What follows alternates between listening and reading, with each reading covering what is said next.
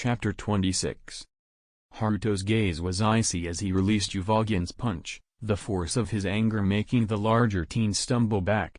Nobunaga was breathing heavily, his sword trembling in his grip.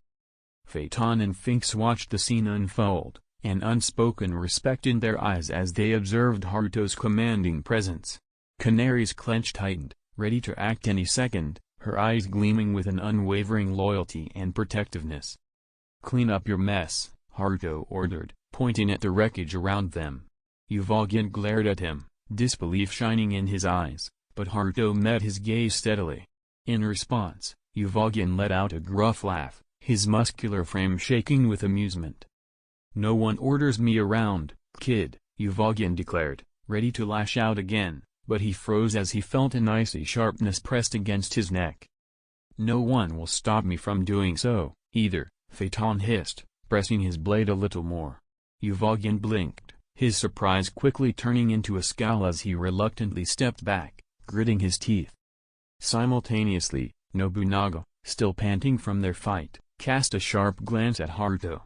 "You're just a kid," he scoffed.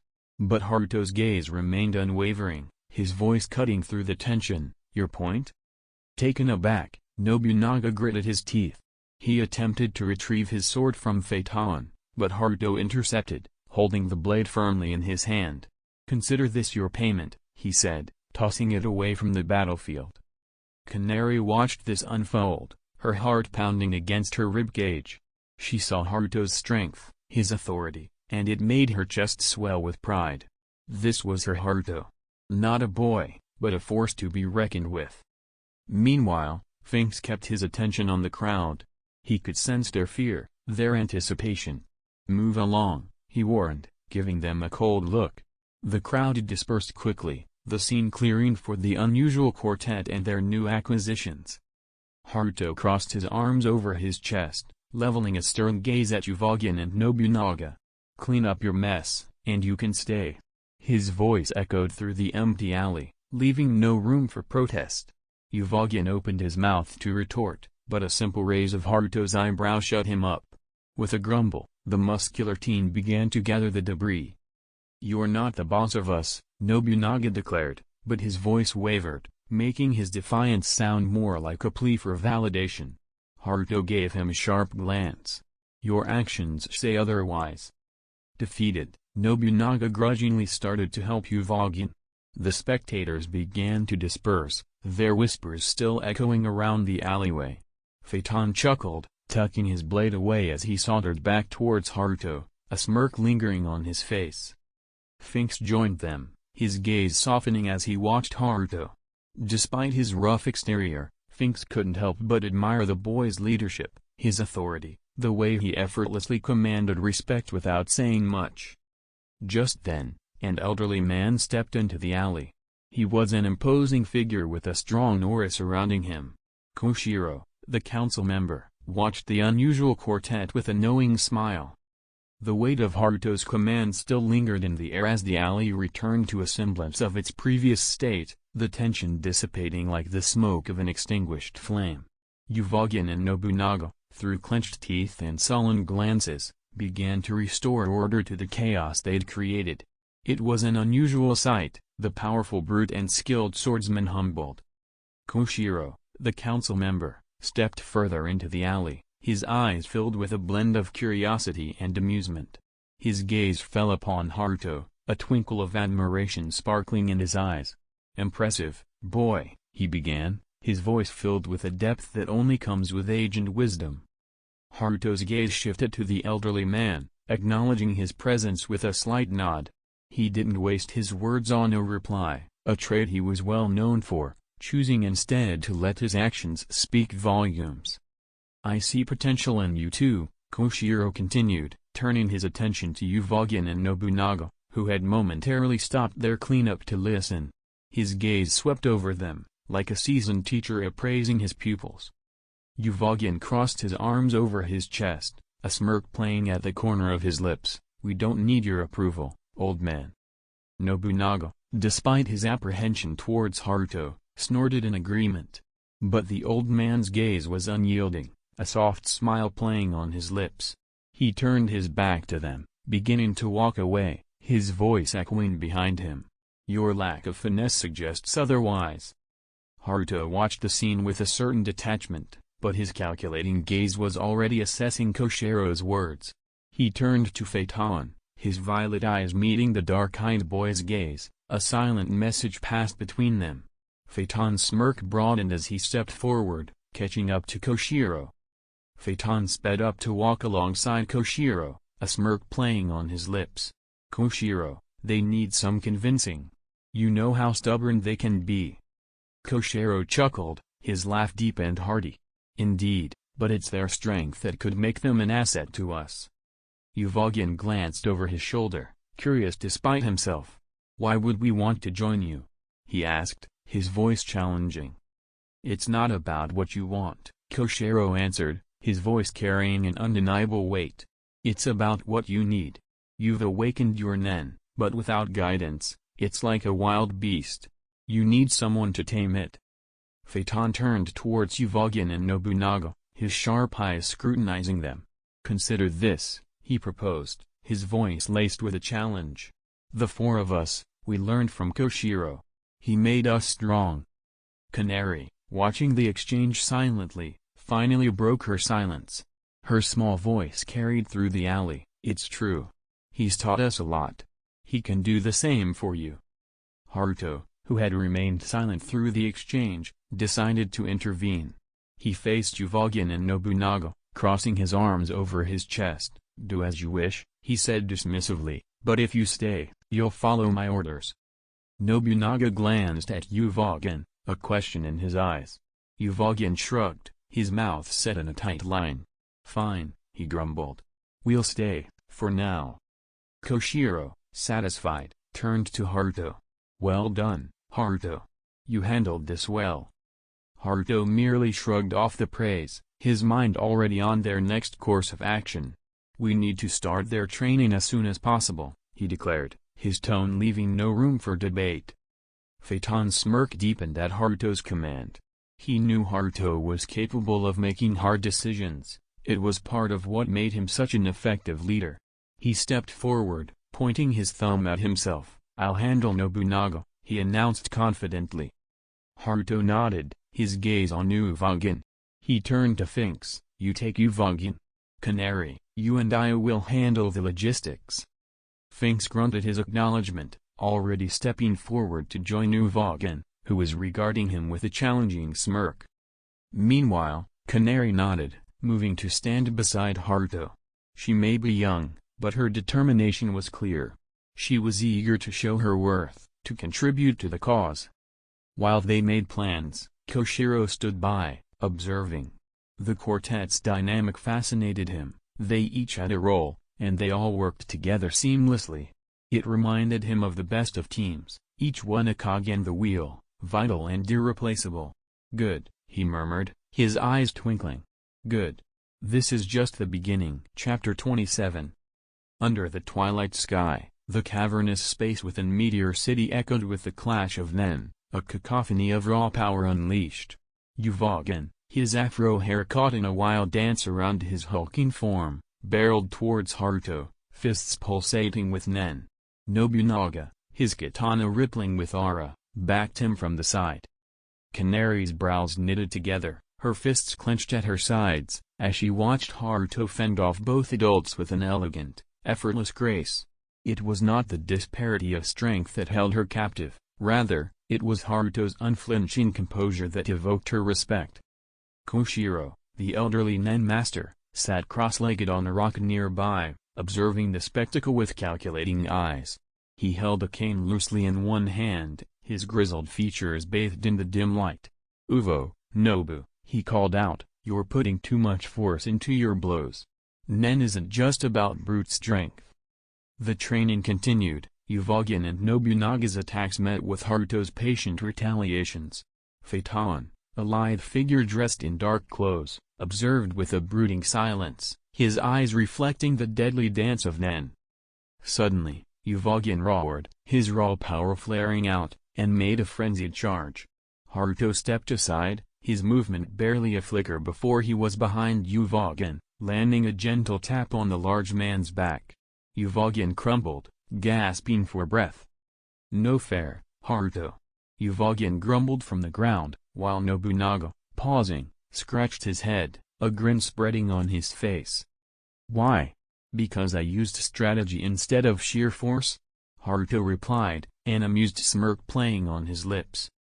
Phaeton, usually reticent, broke his silence. "Strategy, strength, they both lead to the same end. Winning." Finks, observing from a corner, crossed his arms, a smirk mirroring Nobunaga's.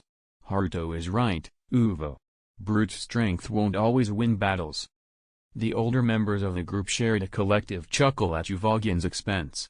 This camaraderie, however subtle, was a clear nod towards Haruto's growing influence. They respected him, his strength, and more importantly, his mind. Koshiro cleared his throat, drawing attention back to himself.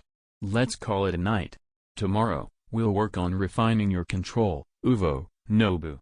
His voice was gentle, yet commanding, mirroring a sense of authority that was hard to ignore. As they dispersed, Canary lingered, her gaze on Haruto. His aura, despite the vigorous training, remained unruffled, a testament to his growing mastery over Nen. "You fought well today," she said, her words quietly fervent.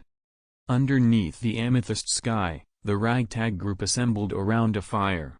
The flames crackled, casting dancing shadows over their faces.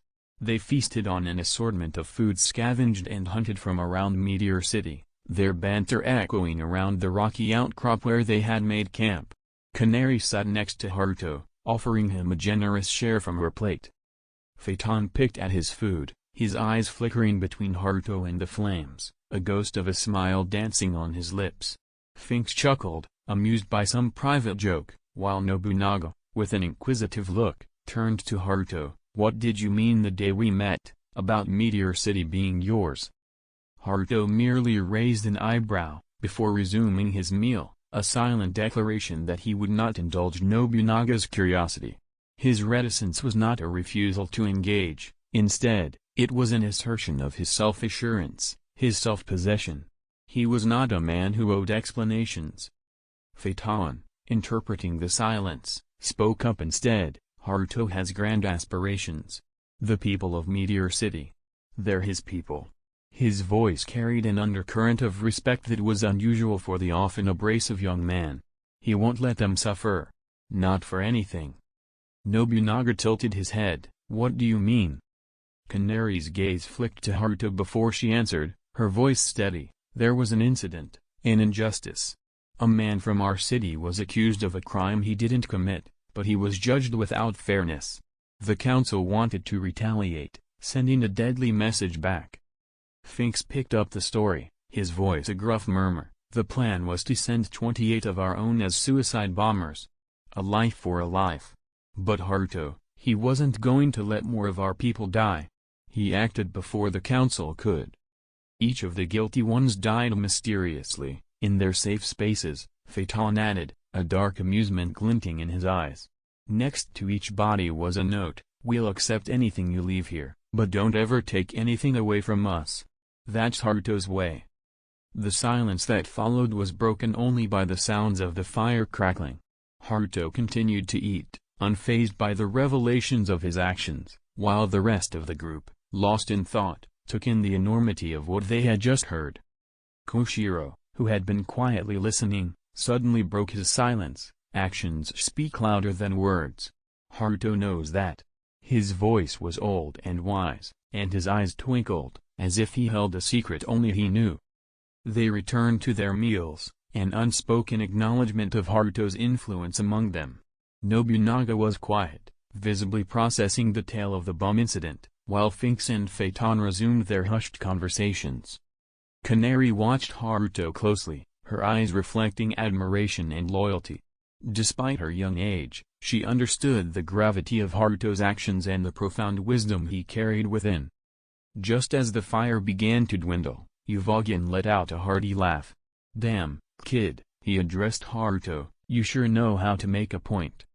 A fit of laughter filled the air as Uvogin's boisterous voice reverberated against the rocky walls.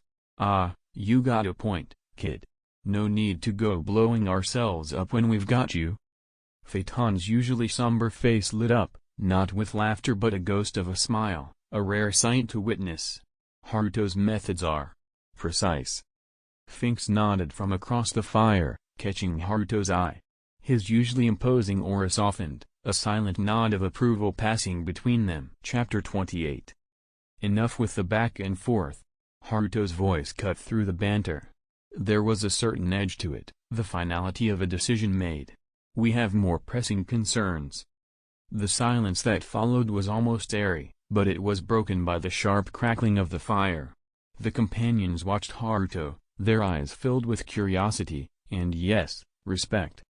We're not just fighters.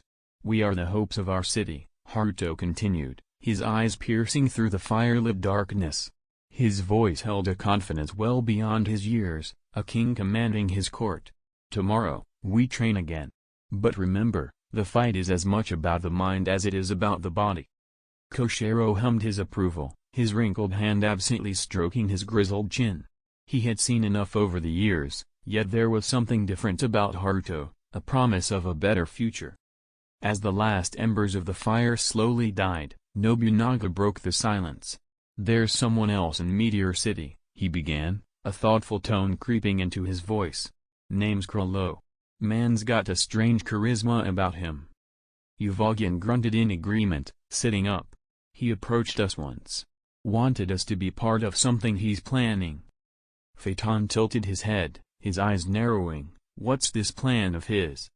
Nobunaga shrugged, didn't get the specifics. "He said it would change everything in Meteor City. He's gathering people, I hear." A spark of curiosity appeared in Finks's eyes. "Gathering people? For what?" "Dunno, but it was enough to make me consider," Uvogin admitted, scratching his head. "In another life, I might have even followed him." Haruto chuckled lightly at Uvogin's statement, an amused smirk on his face. "Glad you're in this life, Uvo," he said, causing a ripple of laughter to pass through the group. As the fire flickered, casting a mesmerizing glow across the group, Uvogin stretched out his broad shoulders, breaking the silence. "So, what's the game plan, Haruto? Gonna confront this Krollo fellow?"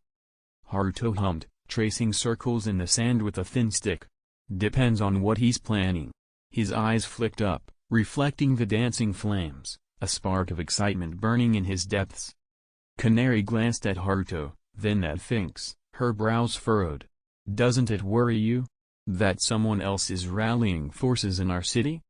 "No," Haruto said, a lopsided smirk playing on his lips. "Not unless he thinks he can take what's mine."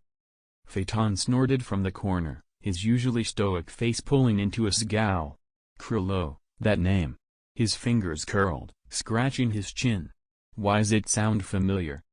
"Nostalgia," Finks drawled, his eyes glinting under the firelight. "You remember our playdate with him and his gang when we were kids?" Phaeton's eyes narrowed, a bitter laugh escaping his lips. "Ah, yes. The day he tried to outsmart Haruto and ended up with a broken arm." Intrigued, Nobunaga shot a glance at Haruto. "So, this Krollo tried to outsmart you, huh? How'd that turn out?" Haruto merely shrugged, a smug grin playing on his lips. "Ask Phaeton and Finks. They were there." Phaeton grunted, shoving another bite into his mouth. His voice was muffled but the irritation was clear. "Why drag us into this?" Finks sighed, rubbing the back of his neck. All right. It was interesting." Canary, her hands folded neatly in her lap, rolled her eyes. "That's putting it mildly." From her tone, it was clear that she had her own perspective on the incident. She had always been observant, picking up on the subtleties that others often missed. Her gaze met Haruto's, a silent question in her eyes. He gave a nonchalant nod, an amused twinkle in his eyes. "Go ahead, Canary. Enlighten them." She paused, her gaze narrowing at the memory. "Well, it was quite a few years ago. We were kids, practically inseparable. Phaeton and Finks were always the more adventurous ones, to put it kindly." Phaeton huffed. "What's that supposed to mean?" Ignoring his outburst, Canary continued, "One day, They spotted Krilo running with a videotape. They assumed it was something new, something interesting. And they couldn't let that go. Finks snorted, "We figured he'd stolen it. We were just trying to get it back." "But," Canary added, a ghost of a smile on her lips, "Krilo was quick-witted too. He gave you guys a runaround, didn't he?" Phaeton scowled at the memory. "Sneaky bastard tricked us. Gave us an old tape we'd seen 100 times. "Ah, but then Haruto stepped in," Canary said, her voice lowering. She glanced at Haruto, her gaze filled with admiration. "He wasn't having any of that. Just walked up to Krilo, didn't you?" Haruto, a smirk on his lips, merely shrugged. Uvogin let out a huff of laughter, stretching out his muscular arms. "So, Krilo, huh? You think he could be a problem, Haruto?" Haruto tilted his head, his gaze sharpening at Uvogin's words. "A problem? No. A distraction? Maybe." Finks snorted, poking at the dying fire. "He'd have to do better than a broken arm to be a real distraction." Phaeton gave a curt nod, his usually steely gaze softening. "He'd have to do a lot better." Uvogin harumphed, his hands folding over his large belly. "Shouldn't we be worried about his plans for the city?" Haruto, his eyes reflecting the flickering flames, turned his gaze to Uvogin. "Worried? No. Cautious? Yes. This is our city, Uvo. Our people. We don't take kindly to those who want to disrupt that." Nobunaga, silent till now, turned to Haruto. "Is it worth talking to him, finding out what he's up to?" Haruto considered, his eyes distant. Perhaps. Or perhaps he should be reminded of the order of things. Phaeton snickered, his eyes glinting with mischief.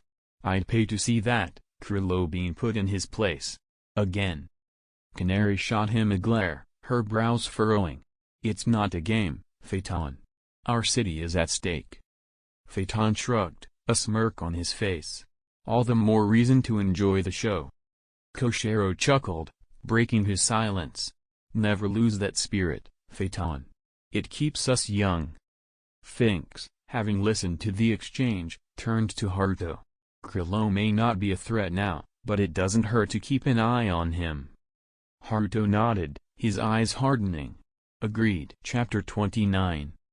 A year later, Haruto, now a teenager of 16, strode forward with a regal air that defied his years. Canary trailed just a step behind him, her every movement embodying the loyalty that ran deeper than the roots of the ancient trees that encircled them. Phaeton and Finks, now aged 18, flanked the pair. They followed Haruto not because they were forced to, but because they recognized the spark within him that was akin to the pulsating heart of a blazing inferno, the quiet authority that lay underneath the surface of his calm facade. Nobunaga and Uvogin, each a formidable presence in their own right, trailed behind the group, their statures imposing, casting long shadows over the sun-dappled earth. Their respect for the young man was not communicated through subservient words or obsequious gestures. Instead, it manifested in their disciplined silence, and their watchful eyes that never strayed too far from the lad they chose to follow. The meeting place was a wide-open courtyard, a space swallowed by silence and adorned by an intricate mural depicting a chaotic blend of vibrant colors and patterns. Krilo, the man who had summoned them, lounged on a comfortable couch, his languid posture belying his watchful eyes. The members of the Krilo's troupe, Pakunoda, Shanark, and Franklin stood rigid behind him, their demeanors a stark contrast to Krilo's relaxed composure. "Ah, the young lord arrives," Krilo mused aloud, a hint of amusement playing in his voice. There was an implied challenge in his words, testing the waters of the newfound power dynamic. Haruto's lips twitched, not in annoyance, but amusement. Across Krilo, a seat, shabby and broken, appeared to be the assigned place for Haruto. A mockery of a throne for the young lord. Krilo had made himself comfortable on a luxurious cushion, perhaps expecting Haruto to play along with the unspoken insult. Canary didn't even wait for Haruto's reaction. A surge of nen blasted from her like a powerful gust of wind, catching the derelict seat in its force and pulverizing it to dust. A ripple of shock traveled through the courtyard, turning heads towards the source of the unexpected onslaught. Haruto will not be disrespected. Canary's words echoed, a sharp blade slicing through the silence. Her usually calm and composed demeanor was now replaced by a ferocious aura, her eyes blazing with a murderous intensity that left no room for argument.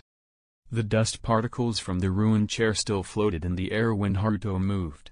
A slight lift of his hand, a silent order that quieted the raging canary.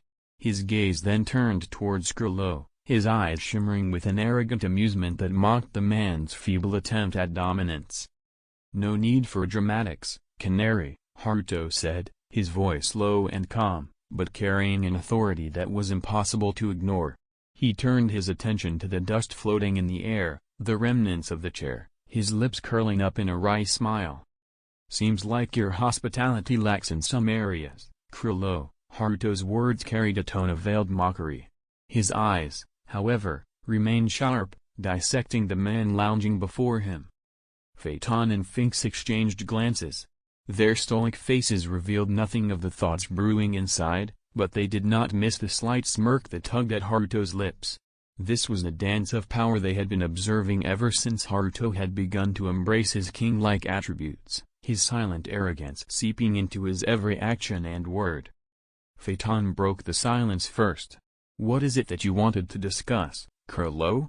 His words were straightforward, devoid of the usual biting sarcasm that often clung to his sentences when dealing with anyone else other than Haruto.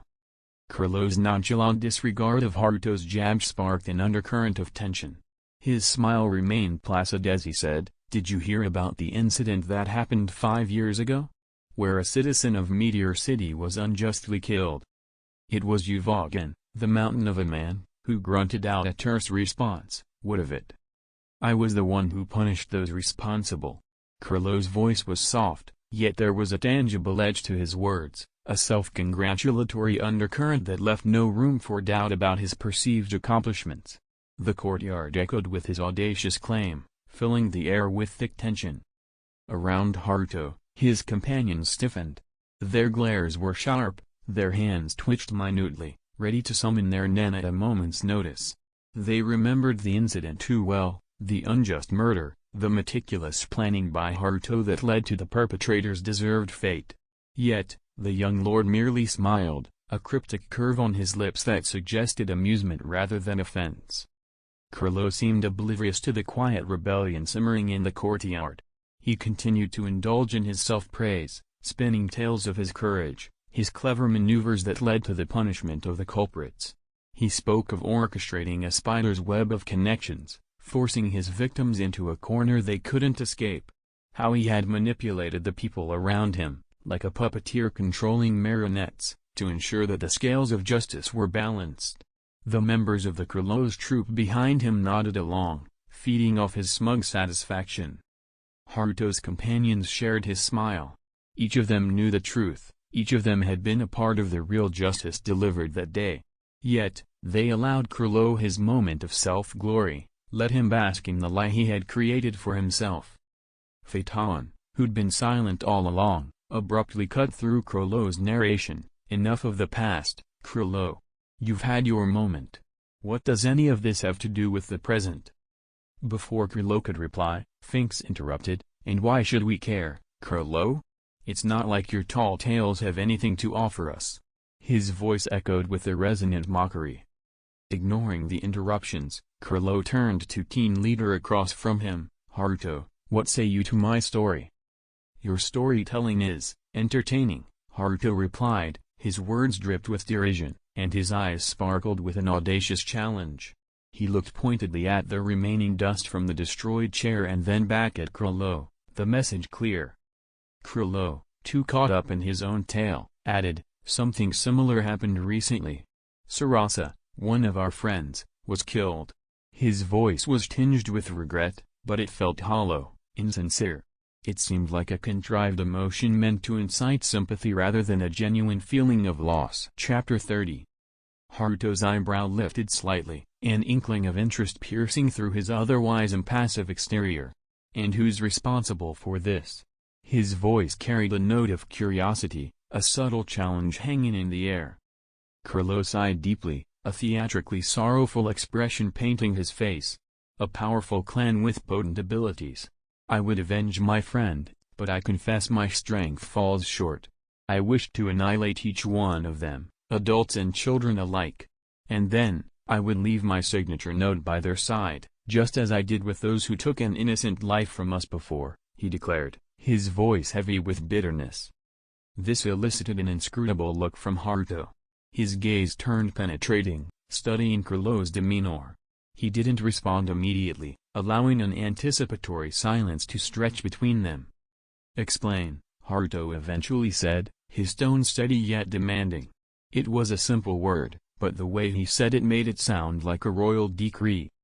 Kurlo, apparently unfazed, began to spin another narrative, the tale of how he had allegedly killed 30 perpetrators in a previous incident.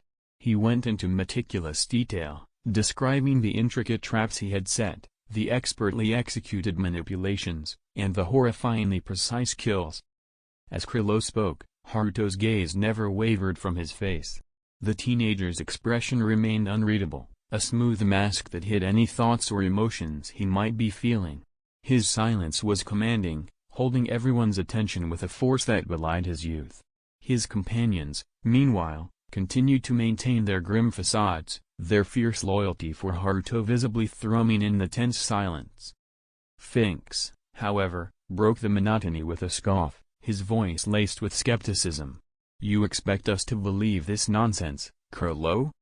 Your imagination is certainly vivid, Haruto interjected, derailing Kurlo's narrative. The young lord's derisive tone was followed by Yuvagin's rumbling laughter. Guess we found ourselves a storyteller, huh? Haruto's gaze sharpened, narrowing on Kurlo with the intensity of a drawn sword. The name of the clan? He demanded, the edges of his words lethal. Kurlo's response was barely a whisper, but it echoed through the courtyard, ringing heavy with implication. The Kurta clan. In an instant, the air within the courtyard shifted dramatically. Haruto's nen flared up, powerful and oppressing. It was as if a forceful gale had picked up, pressing heavily on those at Kurlo's side. Their breaths hitched, their eyes widening in panic as the pressure escalated. Amidst them, Kurlo, usually so composed, started to perspire. Beads of sweat trickled down his face, reflecting the merciless sunlight. The previously calm environment had become a volatile battlefield, with Haruto standing at its center, his nen pulsating with unbridled energy. Yet, his face was an impassive mask, only his eyes revealing a murderous intensity that sent shivers down their spines. Phaeton, however, cut through the pressing silence with a cold, mirthless chuckle. His lips twitched upwards, amusement glinting in his usually impassive eyes. As if taking the cue, Yuvagin burst into hearty laughter, shaking the earth with his mirth, his large form doubling over with the force of his laughter. Nobunaga joined in, a rumble of amusement that filled the courtyard, echoing off the ancient trees that surrounded them. The spectacle seemed to confound Kurlo, who was now visibly strained under the weight of Haruto's nen. Wiping away the sweat from his brow, he managed to choke out, "Why are you laughing?" Still chuckling, Finks shot him a glance, the corners of his lips curled up in a wicked smirk. "Funny you should ask, Kurlo. We had some visitors recently who brought up the same clan name, Kurta." He paused, savoring the shocked silence that followed his words before continuing. "They offered us a pretty penny for something rather unusual. Scarlet eyes. Apparently, they're a specialty of the Kurta clan, glow bright red when the owners get riled up." He laughed again, the sound a discordant melody against the suffocating tension in the courtyard. Kurlo's face paled, his eyes wide in surprise. The shock quickly morphed into a look of desperation, his gaze darting towards Haruto, seeking some kind of support. However, the teenager was unmoved, his expression unfathomable. Canary stepped forward, her posture rigid as she recounted, "And do you know what our young lord said?" She paused, casting a sidelong glance at Haruto, who merely nodded for her to continue. She turned back to face Kurlo, her voice laced with contempt. "He rejected the offer. Not because it was cruel, or unethical. He rejected it because it was beneath him. He doesn't trade in lives or body parts." Canary paused, looking at Haruto, who was still emanating a massive aura of Nen. A spark of admiration ignited in her eyes before she turned back to Krullo, her expression turning into a wicked smirk. This begs the question, Krullo. Isn't it a big coincidence that the clan we were asked to hunt killed your dear friend? Finks jumped in without waiting for Krullo to respond. Oh, by the way, Krullo, regarding the first incident you were bragging about. There were only 28 victims. And they died in ways that still make people shudder in their sleep. Krullo's eyes flicked towards Finks, an edge of tension sneaking into his otherwise composed demeanor. And how would you know? He asked, his voice strained under the intense gaze of Haruto's Nen. Finks chuckled, a low, dangerous sound that did nothing to alleviate the thick tension hanging in the air. It was Haruto who designed the whole act, down to the last detail. His words were punctuated by a sharp, bird-like laugh. Haruto remained silent, his expression inscrutable as he watched Krullo squirm under the reveal. His gaze was stern, his aura unwavering, radiating his authority over the situation. You don't have to keep taking credit for other people's work, Uvogin chortled, a sharp, biting sound that sent a shiver down the spines of Krullo's followers. His grin was wide, teeth glinting in the dappled sunlight. Ignoring the taunts, Krullo turned his attention back to Haruto, but he flinched when met with the icy stare of the teenager. Haruto's gaze was like a physical blow, his authority manifesting as an almost palpable force that left no room for objection. Haruto's gaze dropped down to Krullo, unyielding as a glacier. The words he spoke next were colder still. Did you kill your friend, Sarasa, to make an excuse to attack the Kurta clan? Chapter 31. Krullo opened his mouth, but before he could deny the claim, Haruto's aura intensified. His energy flared brighter, fiercer, a savage wind whipping around them. Did you kill one of my subjects for your own selfish gains? Were you going to massacre a whole clan, elders and children, for profit? His voice was quiet, but each word hit with the force of a thunderclap, echoing through the clearing. Krullo, how does that distinguish you from the people who crammed us into this trash city? Are you any better than those who belittle us, who murder us without a fair trial? His words left a vacuum, a silence so profound it was as if the world held its breath. Even Krullo's troop seemed taken aback, their eyes wide and shocked. Franklin's mouth hung open, his heavy brows furrowed deep. Pakunoda clutched her pistol tighter, her typically calm demeanor faltering. Maki's knuckles turned white around her needle, her eyes a mirror of disbelief. Their leader, Krullo, stood there, bearing the full brunt of Haruto's accusation. His inky hair, usually immaculate, clung to his forehead, and sweat dripped down his face, pooling at the collar of his shirt. He was a man cornered, his silver eyes betraying his turmoil. All this time, Sarasa had been one of them, a comrade, a friend. Now, her memory was marred by this shocking allegation. Their leader, the man they trusted, was now under scrutiny. And they were forced to look, really look at him, as if seeing him for the first time. Pakunoda's boots scrunched the underbrush as she moved, her expression distorted with a rage so fierce it was almost palpable. She bore down on Krullo, her every step a statement of her intent. But when her determined march brought her within arm's reach of the cornered man, Krullo's face twisted into an ugly, defensive snarl. You doubt me? Me? Pakunoda. His voice was a rasp, choked with indignation, and his nen sparked around him like a volatile tempest. Before Pakunoda could respond, Haruto cut through the mounting tension with a single, icy command. Sit. The sheer authority of his tone was astounding. And to the surprise of the watching troop, Krullo found himself complying against his will. He sunk to his knees, eyes wide and brimming with disbelief, as if he himself couldn't comprehend what was happening. Pakunoda, unrelenting, stepped closer. She crouched before the downed man, and her hand shot out, a claw poised to pierce the veil of Krullo's memories. Her touch on his arm was firm, and her voice held an edge of bitter steel as she began her inquisition. Did you kill Sarasa? Her words were pointed, laced with the venom of betrayal. Pakunoda drew in a shaky breath, her face hardening with each succeeding question. Why? She started, her voice cold and unforgiving. Who are those people? Her glare never wavered. Why Sarasa, and not one of us? Her gaze bore into Krolo. Since when are you so obsessed? With every word, her face contorted further into a grotesque display of betrayal, a grimace shared by everyone witnessing the exchange. She then turned to Haruto, her hard eyes softening slightly as she found her words. Yes, it was Krolo who killed Sarasa. Her declaration was a knife, cutting the air of uncertainty.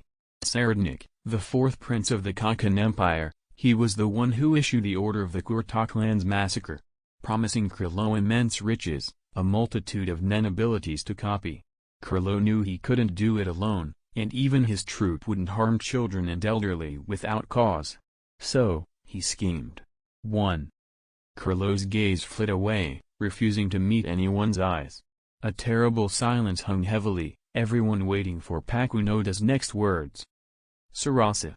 She swallowed. Sarasa was weak. We all learned Nen, honed our Hatsu. But she struggled. Her voice was filled with bitter memories, harsh truths wrapped around a past they wished was a lie.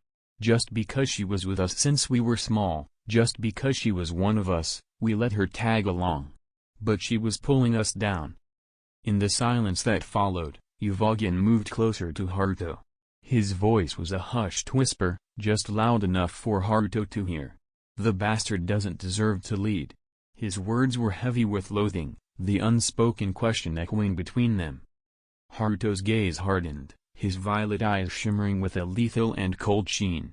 Krolo's fate had been sealed the moment he orchestrated the merciless death of his own comrade for his selfish gain. The world, Haruto realized, was full of individuals who viewed lives as mere tools for their ambitions, just like Krolo, and it sickened him. Krolo Lucifer, Haruto's voice cut through the dense silence like a blade, I sentence you to death. Who the hell do you think you are? Krolo spat, indignation making him sound more pitiful than menacing. Do you know who I am? I am Krolo, I will lead us from this poverty. Haruto merely snorted, an air of palpable confidence radiating off him. I am your king, your god, and your death. His words were devoid of arrogance, a mere statement of fact that hung in the air. In an instant, Haruto vanished, only to reappear next to Krolo in the blink of an eye. Before anyone could process what was happening, Haruto's hand swiped across Krolo's neck with a swift and decisive movement. A moment later, Krolo's head separated from his body, flying through the air in a horrific arc. Blood sprayed in a crimson fan, droplets catching in the sunlight before falling to the earth, seeping into the thirsty ground. Krolo's body crumpled onto the floor, the lifeless thud echoing ominously in the silence that followed. His head rolled to a stop, glassy eyes staring into the void, his final expression one of disbelief and dread. Haruto turned away from the ghastly sight, a cold detachment evident on his face. Chapter 32. Canary, having witnessed the brutal execution, felt a surge of pride for Haruto. Without uttering a word, she stepped away, giving the scene a wide berth, her eyes never leaving Haruto. His actions had spoken for themselves, he didn't just demand loyalty, he commanded it. Finks, too, watched the proceedings in silence, a rare respect replacing his usually derisive demeanor. He didn't intervene or utter a word of protest, acknowledging the justice of Haruto's decision. He simply moved closer to Phaeton, their presence providing silent support for their young leader. As for Uvogin, his hulking presence was a comforting constant beside Haruto. His usual boisterousness had given way to quiet solidarity. The bastard got what he deserved, Uvogin muttered, his voice barely a whisper as he spoke to Haruto. Pakunoda finally stepped away from the lifeless body of Krolo, her eyes reflecting the bitter truth she'd just learned. She looked towards Haruto, her usually stern face reflecting a glimmer of gratitude and respect. Maki, Franklin, and Pakunoda seemed lost. They gazed at the headless body of their former leader in disbelief, the revelations about his merciless nature rippling through them.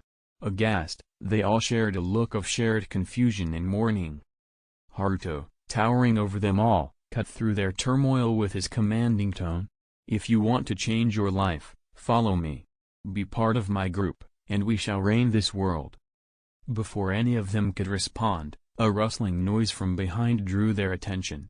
Shanark and Kurotopi emerged from the underbrush, their faces frozen in shock at the grisly scene. Noticing Krillow's corpse, they recoiled, and a palpable wave of rage washed over them. The veins in Shanark's temples bulged, his fists clenching in fury. Kurotopi's eyes hardened, his clenched teeth a silent testament to his rage. As they sprang towards Haruto, Franklin surged forward, his massive form a solid barrier between them and Haruto. "Stop," he roared, his voice a low thunder in the otherwise quiet clearing. Shanark spat out, "Franklin, you traitor! You stood by and watched?" His voice cracked with emotion. Franklin raised a calming hand. "Listen, Krillo. He did something unforgivable." Maki, still struggling to compose herself, stepped forward. "He killed Sarasa." Shanark, her voice trembled, her usual stoicism cracked. "All for some hair-brained scheme to kill a clan." Pakunoda approached the duo, her hands clenched. Her gaze was hardened, a sharp edge in her stormy eyes.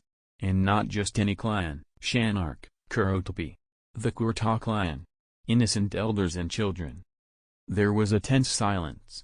Shanark and Kurotopi looked at each other, stunned.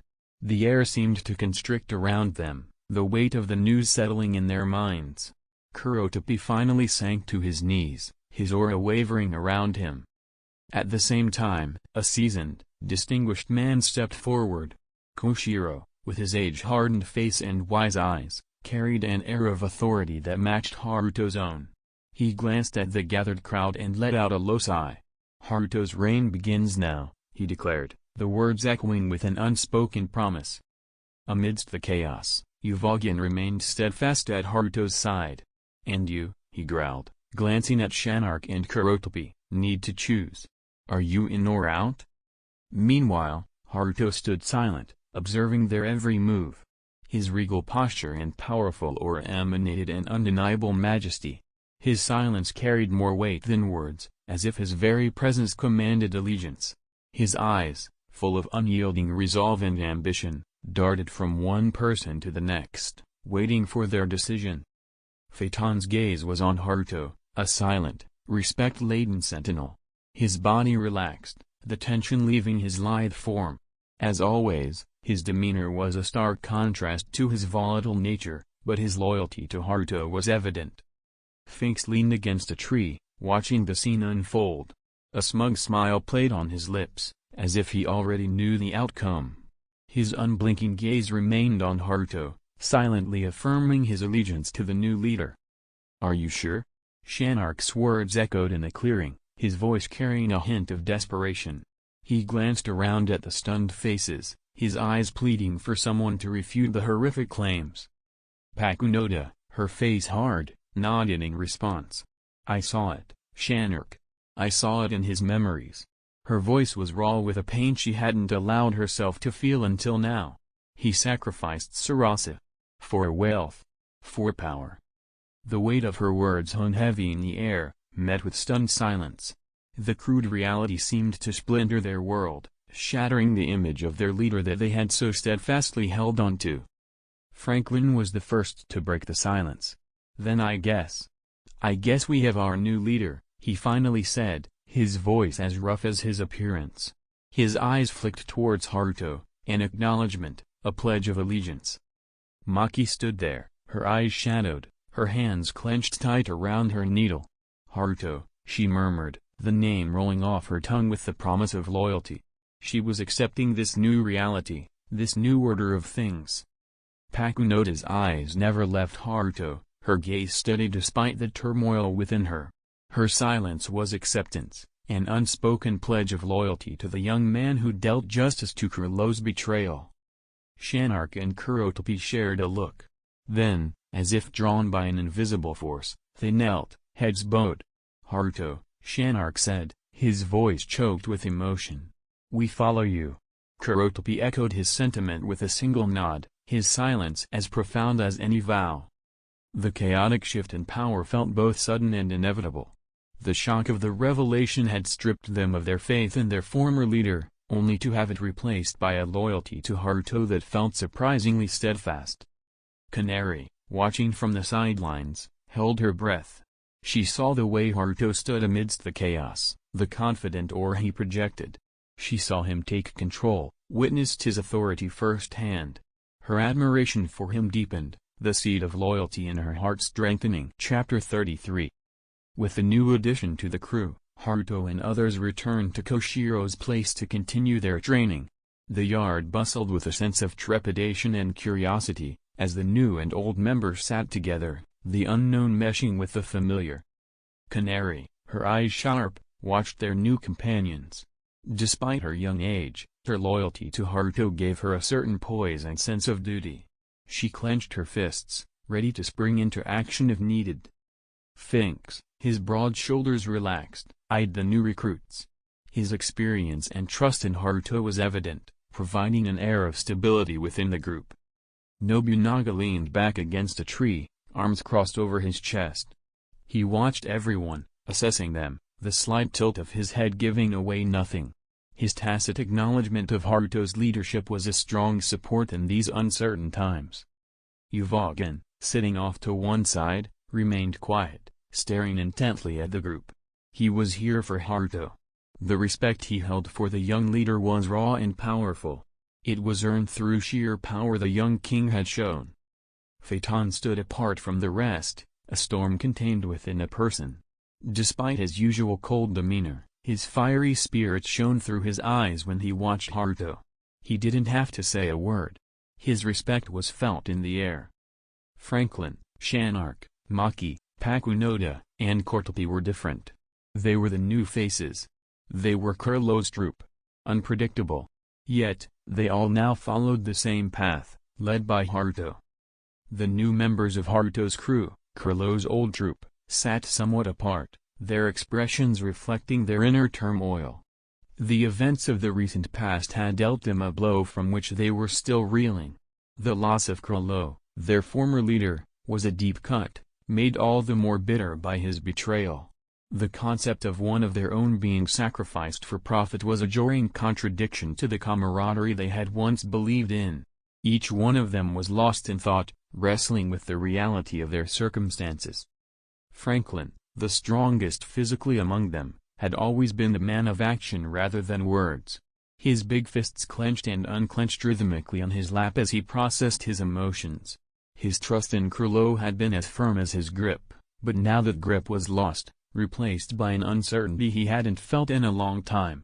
The shattered image of his former leader lay in the shards of his shattered faith. Shanark, the strategist of their group, was deep in thought. He was used to making plans, analyzing situations, always staying a step ahead. But the recent events had caught him off guard. His eyes, usually bright and sharp, were clouded now as he sought answers. The feminine and cunning Pakunoda was a mystery, her calm exterior revealing little of the storm within. She'd always been Kurlo's confidant, the one who knew his secrets. But she'd been blindsided by his betrayal. Her trust had been shattered, and her loyalty had switched to Haruto, but it was a change that had left her pensive and cautious. Maki, the silent observer, stared blankly at her surroundings. Her usual grace had been replaced with a stiffness that was telling of her internal conflict. The threads of loyalty that had once bound her to Kurlo were now severed, but the empty space left was yet to be filled. Kortopi, the youngest and least experienced of them, looked lost. He'd always looked up to Kurlo, admired his strength, his leadership. The shock of betrayal was still raw on his face, his eyes wide and questioning. "This is their fault." Shanark's voice echoed throughout the yard, raw and unfiltered, bursting through the silence. He was on his feet, his features twisted in anger, fists clenched at his sides. His fingers twitched, itching for action. The Kurta clan. Someone has to be killed to avenge Sarasa. At this, Canary's eyes flared. She watched Haruto's face for his reaction, every muscle in her small body coiled tight and ready to spring at a moment's notice. Haruto, however, merely glanced at Shanark, his expression calm but his gaze full of a predator's chilling intensity. Time seemed to hang in the balance, a silent tremor spreading through everyone present. The yard grew so still, it was as if they had collectively held their breath, entranced by the deadly aura radiating from their young leader. "The one responsible lies dead," Haruto finally responded, his tone a calm mirror of his turbulent emotions. "The Kurta clan, much like our city, has been cast out from their normal life. They were shunned from their home due to their differences. When someone pokes us, we do give them hell to remind the world that we are not to be trifled with. But we do not go after the innocent." Uvogin grunted in silent approval from his corner, his intense eyes never leaving Haruto. The young leader's raw power was undeniable and, though he didn't speak it aloud, Uvogin's presence was a testament to the respect he held for Haruto. "The Kurta clan didn't betray us, Kurlo did," Haruto continued, his voice ice cold. "And I rejected Kaken Prince's offer for the same reason. We don't hunt down the weak for a profit." Phaeton, leaning against a wall, arms folded, watched the proceedings without a word. His sharp gaze flickered between Haruto and the others, reading the room and absorbing the unspoken tension. Haruto's fierce words hung in the air, a solemn reminder of their duty, their unity, their strength. The silence was finally broken by Pakunoda. "What do we do now, Haruto?" she asked, her voice steady but her eyes revealing a trace of vulnerability. The reality of Kurlo's betrayal had shaken her, and it was Haruto's voice she sought for answers now. "We will start by claiming this city," Haruto announced, his voice carrying a strength and authority beyond his years. "The council has sat idly by for far too long. I am sick of this passive approach. The world dumps their trash on us, expects us to accept everything they throw our way. No more. We will create a city that will be envied by the greatest empires, then spread outward, and claim this world. This world is mine to take." Chapter 34. "We will start by claiming this city," Haruto announced, his voice carrying a strength and authority beyond his years. "The council has sat idly by for far too long. I am sick of this passive approach. The world dumps their trash on us, expects us to accept everything they throw our way. No more. We will create a city that will be envied by the greatest empires, then spread outward, and claim this world. This world is mine to take." His words ignited a spark in the hearts of the members of his group, his audacious ambition setting the tone for their future path. Franklin, usually the silent one, was the first to break the silence. "How can we achieve that, Haruto?" he asked, the gravity of Haruto's proclamation resonating deeply within him. "The council is well established, and they are all Nen masters." Haruto's gaze was unyielding as he answered. "We will get stronger. From today forth, we will create Hatsu, and then, we will move." The energy in the yard changed perceptibly, buzzing with anticipation and unease. "But we don't have the numbers," Shanark challenged, his strategist's mind working overtime. "To take on the council, we will need more allies." A smirk danced on Phaeton's lips as he pushed away from the wall, his gaze never leaving Haruto. He walked to stand next to the young leader, a silent declaration of his allegiance. "No need for allies," he said, his voice low and menacing. "More people, more problems." Uvogin grunted from his corner, his agreement with Phaeton clear. He didn't care for numbers or tactics, he trusted in strength, and Haruto had shown plenty of it. Maki moved to sit closer to Pakunoda, her movements rigid and calculated. "How can we trust each other? After what happened with Kurlo?" she asked, her voice barely a whisper. Pakunoda turned her gaze to Maki, her eyes echoing the same vulnerability. "Trust has to start somewhere," she responded, her voice strong despite the uncertainty in her eyes. Amidst the cacophony, Nobunaga broke his silence, drawing everyone's attention. "Haruto," he began, the usually stoic man's voice echoing with an unusual fervor. "We have your back. Let's claim what's rightfully ours." His words stirred a wave of emotion within the group, the shifting dynamics forming a tangible bond between them. The yard grew quiet, each member lost in their thoughts. Franklin's large fingers drummed rhythmically against his legs, his unease fading with every beat. "But before that, we need to go on a trip," Haruto declared suddenly, causing several heads to turn in his direction. "Where?" Maki asked, her voice barely more than a whisper. To the Kurta clan. Haruto grinned. Canary, her gaze sharp as a hawk, immediately caught on to Haruto's plan. You want to use this to recruit them to our city, your empire, she surmised, eyes flicking from Haruto to the others.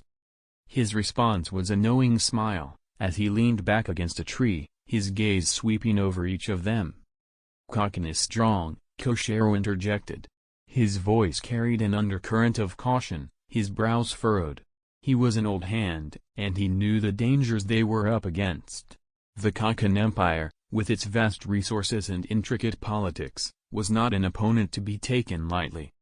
So are we, Phaeton retorted, his voice low and seething. His arms crossed over his chest, the usual storm in his eyes flaring hotter. He was ready to take on the world for Haruto, the intensity of his loyalty palpable even in his silence. Canary-eyed Koshiro, her stance challenging.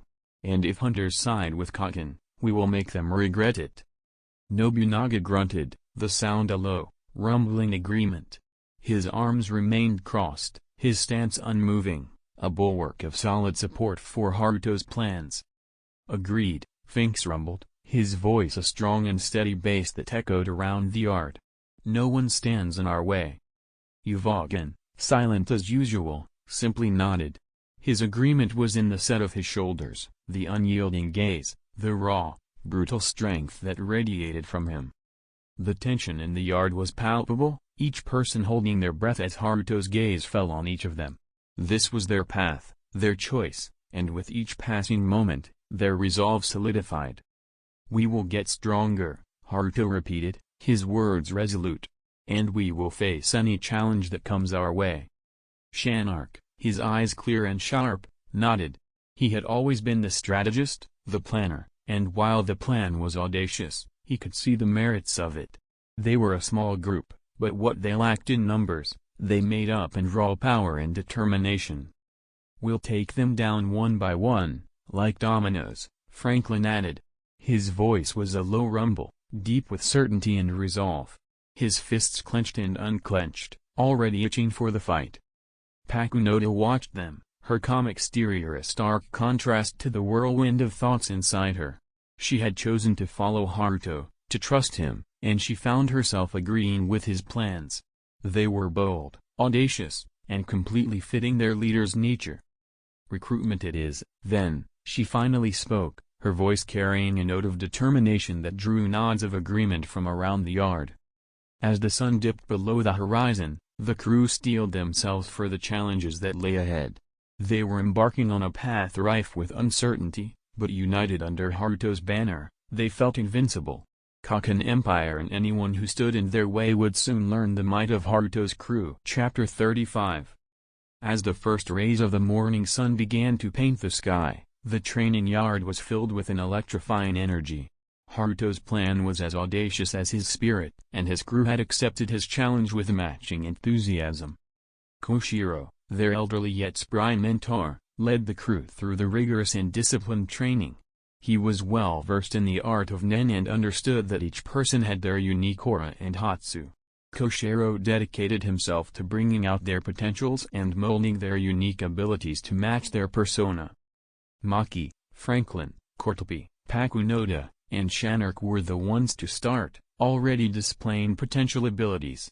Maki, the graceful and silent observer, began focusing on her transmutation ability. Her affinity for stitching was known to all, and she started incorporating it into her nen, trying to create nen stitches that could heal wounds and reconnect severed body parts. Franklin, a man of few words but immense strength, worked on his emission techniques. His burly frame shuddered with each attempt to concentrate his nen into his fingertips, a telltale sign of his progress towards forming his double machine gun hatsu. Shanark, the strategist, was often seen muttering to himself, his hands moving rhythmically in front of him as he practiced his manipulation abilities. He was determined to control his environment using his black voice hatsu, where he could manipulate others using his phone and antenna. Pakunoda, the feminine, shrewd and composed member of the group, delved into her unique specialization ability. She possessed the innate capability to read minds, a form of psychometry. She could extract memories from others by touching them, a skill she was starting to hone meticulously. Cortopi, despite being the youngest, showed a promising start. His conjuration ability allowed him to replicate objects, a power he used to create gallery fake, an exact replica of any non-living object he touched. Among Haruto's crew, training commenced with equal enthusiasm but with less progress. They were starting from scratch, their abilities yet to take shape. Each member had a unique aura, each carrying the seed of an extraordinary power, but they had only begun to tap into these reservoirs. Uvogin, the silent titan, grappled with his raw strength, harnessing his energy to control his nen. His commitment and intensity were palpable, the ground shaking with every exertion of his energy. A force to reckon with, his progress was eagerly awaited by everyone. Nobunaga, with his calm and stern demeanor, took to his training with a quiet intensity. He often spent hours in solitude, focusing on his nen, his silent dedication resonating in his every move. Finks, with his broad shoulders and steady gaze, took his training seriously. His endurance was commendable, spending long hours training without showing signs of fatigue. His determination was evident, his aura growing stronger with each passing day. Phaeton, the tempestuous one, proved to be a relentless student. His gaze always bore a fierce determination as he tirelessly worked on harnessing his energy. He had a wild and unbridled aura, and despite his quiet demeanor, his training reflected his fiery spirit. Canary, the youngest but fiercely loyal follower of Haruto, took to her training with unwavering focus. Her aura was sharp and swift, like a sparrow in flight. Her small form held an immense strength, and her dedication to becoming stronger for Haruto was undeniable. Amidst the swirling sands of the abandoned arena in Meteor City, 6 figures practiced their nen with a relentless focus. Nobunaga, the samurai of the group, had honed his sphere of En, allowing him to predict and counter even the fastest of strikes with his swift Ido technique. The air within the sphere seemed to thrum with power, the energy rippling as if alive. Nobunaga, Koshiro commanded, his voice as authoritative as the tides, "Expand your En. Feel the flow of the world." With a nod, Nobunaga centered himself. His nen rippled outwards, an invisible shield reflecting the world around him. His Ido, honed to perfection, now shimmered with the raw power of nen. It was as if he was one with his blade, every twitch, every breath, mirrored in the silent steel. Meanwhile, Uvogin, ever the embodiment of raw power, wrestled with his inner strength. He was a massive hulk of a man, stood like a granite monolith, exuding an aura of raw power that rattled the sand beneath him. His entire form shook as he concentrated on increasing his nen. His fists glowed with the intensity of 1,000 suns. His developing Big Bang impact technique caused shockwaves that echoed throughout the vacant battleground. Every punch, every move, fueled by his enhancement abilities, radiated a fearsome energy that increased with each passing moment. Finks stood amid the swirling sands, eyes locked on a rock several meters away. Concentrating, he began to build his nen, the energy pulsating around him with a relentless intensity. But no matter how much he pushed, he felt like he was hitting a wall. The rock remained motionless. His initial idea for a Hatsu was to utilize his strength, and channel his nen to cause destructive impacts, but it felt lackluster, not befitting his role by Haruto's side. He glanced towards Haruto, the young man merely standing, his eyes closed in deep concentration. Finks noticed how effortlessly Haruto's nen ebbed and flowed, like a river carving its way through the landscape. His sheer presence was testament to an unspoken command. Finks, filled with newfound resolve, breathed deeply. His nen swirled around him, building into a cyclone, the raw energy engulfing the rock. It shattered, a testament to his new Hatsu, Ripper Cyclotron Supreme. Phaeton, a slight distance away, worked on his own Hatsu. His short temper and volatile nature were both a strength and a limitation. It made him unpredictable, but his power felt like an untamed storm. His original plan was to convert his rage into raw power, but Haruto's latent majesty triggered a fierce competitiveness in Phaeton.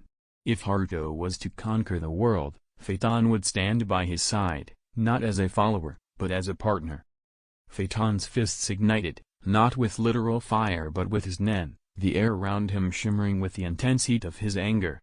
His Hatsu, Inferno Ascendant, was a reflection of his explosive personality, turning his emotional energy into a deadly force. Canary, her face hard with concentration, watched Haruto from the corner of her eyes. Her loyalty to him was unwavering, absolute. The Hatsu she wanted to create wasn't for herself, but for him. She wanted a skill that could protect him, a power to act as his shield. Channeling her nen, Canary focused on changing its properties. She imagined her nen wrapping around Haruto like a second skin, an unseen barrier. And slowly, she could feel her nen morph, becoming more flexible, more durable. The King's Shadow, a Hatsu perfectly crafted for Haruto's protection. Chapter 36. The small village nestled in the heart of the forest was quiet, its silence deafening. At the edge of this tranquility, Haruto stood. Around him, his troop assumed their positions like loyal bodyguards, their eyes scanning the surrounding area, their nen a protective barrier around their young leader. The sun was low in the sky, casting long shadows over them, enhancing their imposing figures. Phaeton was at his immediate right, and fixed to his left. Their unwavering faith in Haruto was evident in their vigilant stance. Uvogin and Nobunaga were right behind him, their intimidating figures a silent warning to those who dared to approach. Further back, Pakunoda, Franklin, Shanark, Kortopi, and Maki stood. Their quiet strength was a testament to the power Haruto commanded. The group, in their silent unity, mirrored Haruto's silent power, exuding an aura of unquestionable dominance. The village gates swung open, breaking the eerie silence. Out stepped the patriarch of the Kurta clan, a man of venerable age and stoic demeanor. His face was a practiced mask of neutrality, a courtesy rather than a sign of subordination. He approached them, his steps slow but firm, a respect for traditions deeply ingrained in his actions. His eyes met Haruto's, recognition flitting through his gaze. "I welcome you to our humble village," the patriarch began, his voice echoing the calmness of the village. "The pleasure is ours," Haruto replied, his voice firm but respectful. His tone was not haughty, but his words held an inherent regality, reminding everyone of his innate superiority. There was a pause. Phaeton, his eyes ever watchful, broke the silence. "We didn't come here for a pleasure visit." His tone was sharp, slicing through the peaceful ambience like a knife. Finks, slightly amused by Phaeton's candor, gave a brief nod, signifying his agreement with the sentiment. "Well then," the patriarch replied, unfazed by the blunt response. "Why don't we discuss your reasons indoors?" He gestured towards the village, extending an invitation. Uvogin and Nobunaga exchanged glances, their body language indicating they had already surveyed the area and found it secure. They allowed Haruto and the rest to move forward, their eyes ever vigilant, their nen ever protective. As the troop began to move, Shanark casually commented to Kortopi, "This place is eerily calm, isn't it?" Kortopi just nodded, his gaze focused on the buildings, already mentally mapping the area. The largest structure in the village, a grand old house that bore the signs of years gone by, was their destination. Inside, the group was directed to a spacious room, a long table situated at the center. At the head sat the patriarch, a figure of authority despite the rustic surroundings. His name, he informed them, was Jalil. "State your purpose," Jalil demanded, his voice stern and unwavering. Haruto remained impassive, his gaze steady on the old man before him. Wordlessly, he flicked a glance at Pakunoda, who nodded in understanding. "Shanark," Pakunoda prompted, her voice soft, but carrying an undertone of command. The latter pulled out his phone, setting it on the table. A second later, courtesy of Kortopi, there were 10 identical phones neatly arranged on the wooden surface. One for each elder of the Kurta clan present. The sight of Pakunoda retrieving a gun from her holster next sent a ripple of unease through the room. Tension crackled in the air, a palpable wave of anticipation and fear. The Kurta elders shot to their feet, their eyes wide, hands reaching for weapons of their own. But Jalil, His gaze locked on Pakunoda, raised a hand in a silent command. His clan members reluctantly settled, their eyes remaining glued to the firearm. "Relax." Haruto's voice was ice, a cold contrast to the escalating tension. "It's just a demonstration." As if on cue, Pakunoda aimed the gun at Shanark. Without batting an eye, she fired. The bullet vanished into Shanark's forehead, causing no visible damage. A hush fell over the room. The Kurta elder's eyes widened, the realization sinking in. These weren't ordinary thugs, they were Nen masters. "Playback," Haruto commanded, his voice reverberating in the heavy silence. At once, the phones came to life, broadcasting a conversation between Haruto and an agent of the Kaken Empire. A promise of riches, power, women, and everything they could dream of, in exchange for the Kurta clan's prized Scarlet Eyes. The words echoed throughout the room, a chilling testament to the lengths people would go for power. The room remained silent for several moments after the recording ended, the gravity of the situation settling in.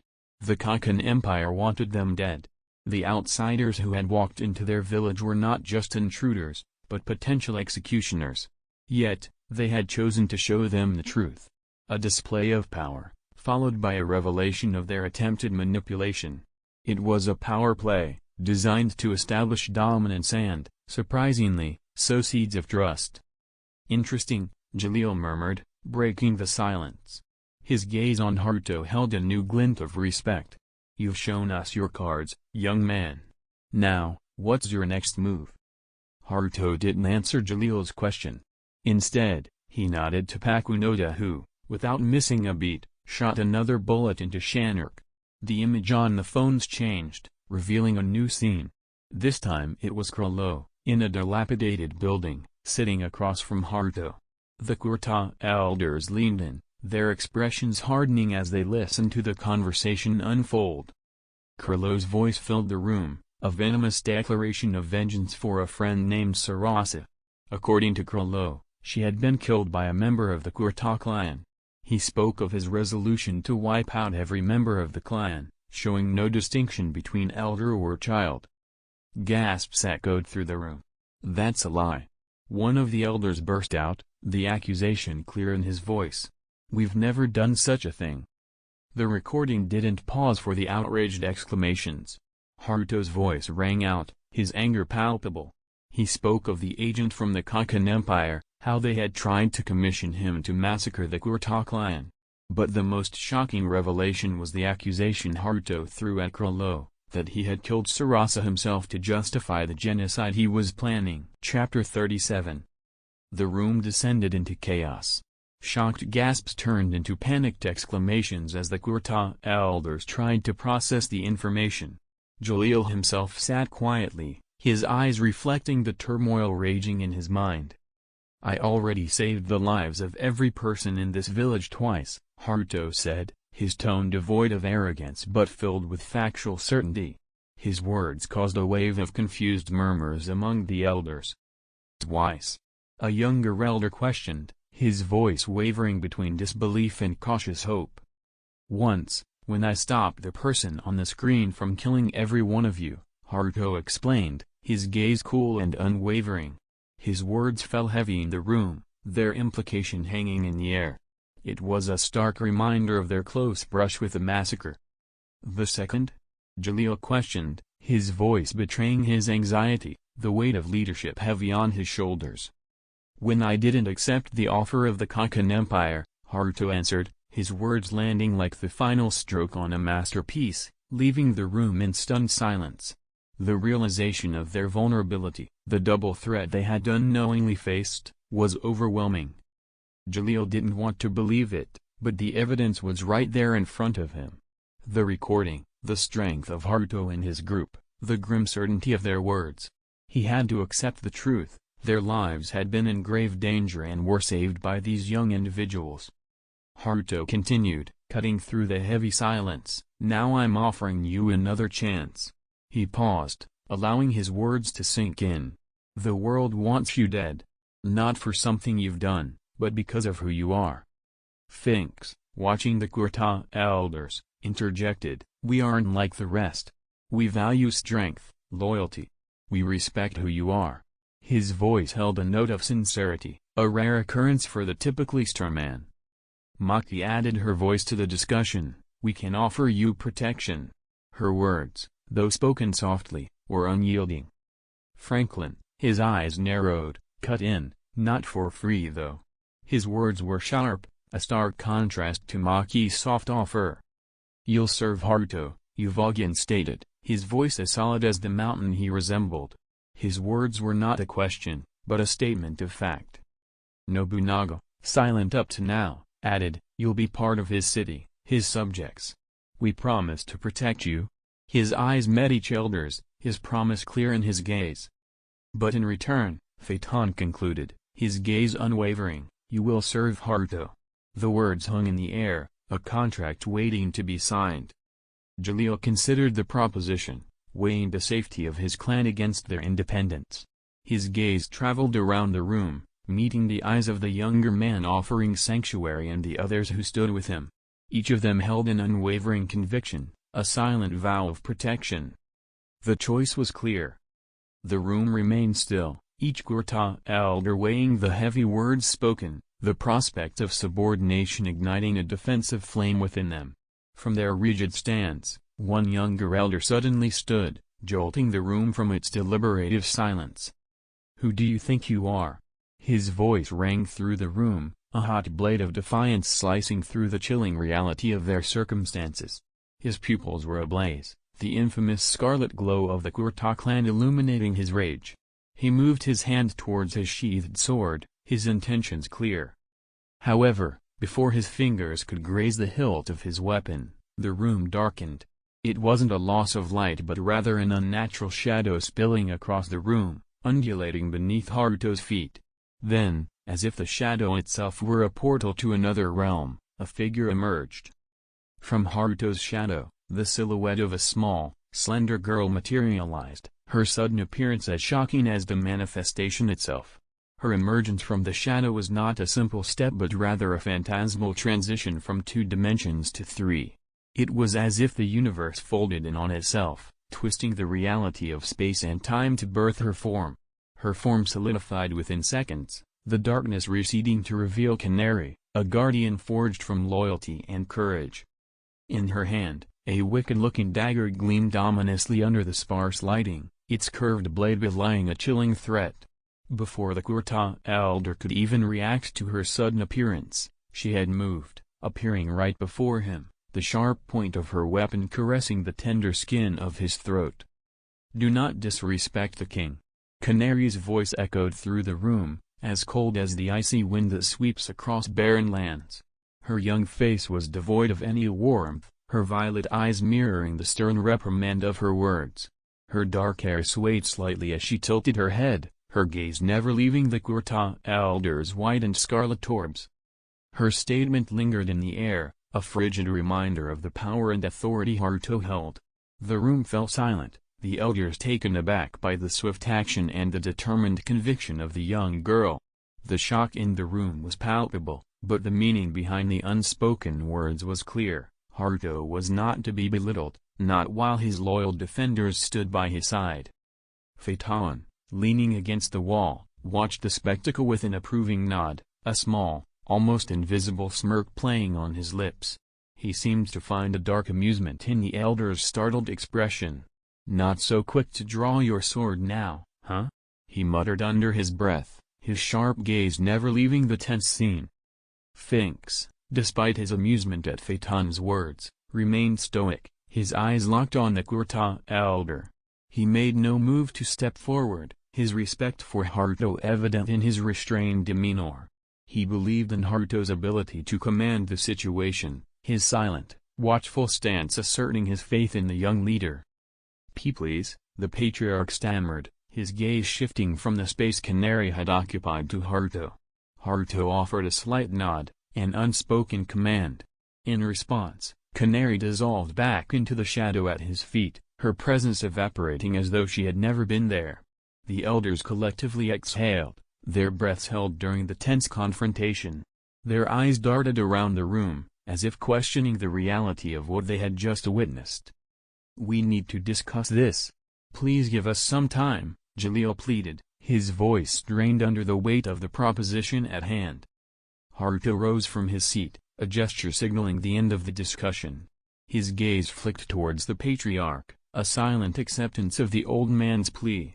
You can take as much as time you can afford, he responded, his voice steady and resolute. A confused murmur swept across the room, punctuated by an elder's question, "What do you mean by that?" Haruto turned, the flickering candlelight casting an ominous shadow over his face. "Like I said, the world wants you dead, and next time, the hired guns might not be as benevolent as me." Comment.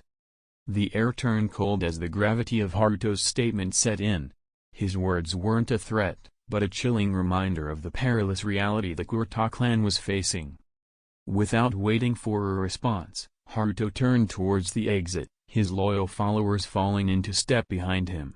As he passed by Phaeton, he paused for a brief moment, a silent exchange of respect occurring between the two. Chapter 38. 2 weeks had elapsed since Haruto's meeting with the Kurta clan when a pigeon arrived, bearing a scroll of parchment. It was a letter from the Kurta clan, stating one of their members had been delayed in the city and had only just managed to return. Haruto, unrolling the parchment, scanned the message quickly. He crumbled the parchment in his hand, throwing it into the fire pit at the center of their makeshift gathering spot. "Uvogin Nobunaga," Haruto said in a low, calm voice, his eyes burning with an intense ambition, "you two are to bring the late Kurta here." Uvogin grinned, cracking his knuckles with anticipation, while Nobunaga simply nodded, his sharp gaze hidden beneath his straw hat. They left without a word, disappearing into the twilight of Meteor City, ready to retrieve the straggler from the city's outskirts. In the meantime, Haruto turned his attention towards the council member Koshiro. The old man sat in a corner, his age-worn face a picture of wisdom and experience. "Koshiro, I want you to train the Kurta clan members in Nen," Haruto demanded, his voice slicing through the hushed murmur of their makeshift den. Koshiro, leaning heavily on his gnarled wooden staff, looked at Haruto with a start. His face wrinkled further as he pushed himself up, his old eyes boring into the young leaders. "Is there a specific individual you have in mind?" Koshiro asked, a hint of curiosity glinting in his gaze. His voice was gravelly from age, yet carried an authority that commanded respect. Haruto's lips curved into a slight, mysterious smile. "All of them?" "All of them?" Koshiro repeated, eyebrows raised. "You do understand the gravity of your request, don't you, boy?" Haruto simply watched the flickering flame in the pit, his purple eyes reflecting its fiery dance. "I felt their life energy flare when their eyes turned scarlet. They have an untapped potential. I want you to unearth that. Teach them to control their life energy, their emotions. In return, we will have an army of Nen masters." The proclamation hung heavily in the air, silence enveloping the gathering. Haruto's voice had not risen, yet the intensity of his words sent a chill through the room. Around them, a few pairs of eyes widened. The task was monumental, daunting, even. Phaeton, who had been silently observing from a corner, leaned forward. "And what if they fail?" His words were sharp, a reflection of his character. Haruto turned to him, his gaze unyielding. "They won't." Phaeton huffed, sinking back into his chair. No further words were needed. Despite his usual fiery temperament, Phaeton recognized Haruto's confidence, his vision. He understood that arguing was futile. Koshiro sighed, the weight of the world seemingly on his shoulders. "It will not be easy. Not everyone can learn Nen. They are different. You will notice," Haruto said, his voice resolute, his belief unwavering. Finks, who had been leaning against a pillar, crossed his arms and threw a skeptical glance at Haruto. He respected the young man but wasn't entirely sold on his plan. "Since when did we start babysitting, Haruto?" Finks grumbled, his voice echoing in the cavernous space. "We're not babysitters. We're warriors. Let them fend for themselves." Canary, who was tending to her blade nearby, shot Finks a stern glance. "Haruto has a vision. And we follow," she said in a firm tone. She didn't need to raise her voice, her conviction was evident. Haruto paid no heed to Finks's comment, his attention remained focused on the old man. "Koshiro, it is time we unleash their true potential." Koshiro heaved another sigh but nodded in agreement. "I understand the task at hand," he said, his voice barely above a whisper. He was old, and the prospect of such a massive undertaking was daunting. Yet, he recognized the fire in Haruto's eyes, the same fire that had once burned in his own. Haruto walked over to Koshiro, placing a hand on the old man's shoulder. "You have shaped warriors before. You can do it again." Koshiro looked up at the young man towering over him. Despite their age difference, he couldn't help but feel a sense of respect for the teenager. He saw a future in Haruto's eyes, a future that was vast and filled with possibilities. "All right, boy," Koshiro said, a small smile tugging at the corner of his lips. "I'll do my best." Uvogin and Nobunaga returned to the gathering spot, ushering the members of the Kurta clan into the light of the fire pit. The Kurta looked around, visibly repulsed by their surroundings. Meteor City was a gigantic dump, an amalgamation of waste and discarded memories, a stark contrast to their humble yet cherished village. The patriarch of the Kurta clan, Jalil, stood at the forefront, a determined look in his eyes despite the evident regret on his face. He raised his hand, silently asking for an audience with Haruto. Before Haruto could react, Finks scoffed loudly, drawing everyone's attention. "Not comfortable, huh? Don't tell me you'd rather be in your pretty little village than here." Jalil's gaze hardened, his eyes locked onto Finks. "Our village, however modest, was home. It was ours. And now we find ourselves in this." He gestured around, letting the word hang in the air. Jalil was a man of dignity and patience, but his anger was palpable, his words loaded. Haruto stood, motioning for silence with a swift hand gesture. His eyes landed on Jalil. "Speak, patriarch." Jalil looked at Haruto, the stark contrast between his age and the boy's evident in their stature and voice. But he could not ignore the radiating authority from the young man standing in front of him. "We were promised protection, shelter, a life beyond the confines of our village. But what we see is—" "What you see is change," Haruto interrupted Jalil, his voice calm yet firm, resonating across the makeshift gathering spot. "Time was a luxury we could ill afford. We live in a world where human lives are measured by their monetary worth, and unfortunately for your clan, that worth is substantial." He let his words settle in the dense air before continuing. "Your presence here signifies your desire for survival over an attachment to a simpler, perhaps more comfortable life. A wise choice, Patriarch Jalil." Chapter 39. Shifting his stance, Haruto glanced at the towering piles of garbage surrounding them, their ominous shadows flickering under the firelight. His voice hardened as he spoke again, the intensity of his words matching his burning gaze. "You see a dump. I see a foundation. This city, much like your people, has been discarded and forgotten. Together, we will change that." Around him, his council watched silently. Haruto didn't give commands, he delivered prophecies. His ambitions had a way of turning into reality, and they all had learned to trust that. Haruto's gaze fell back on Jalil. "You can choose to stay, witness the transformation, and become a part of it. Or, you can leave. The freedom of choice is still yours. But let me remind you, Jalil, when you return, it will not be the same city, and we might not be the same people." As Haruto's words echoed around the room, the tension was palpable. Jalil, caught between resentment and appreciation, gave Haruto a slow nod, indicating his understanding. A mocking laughter erupted from Finks's corner.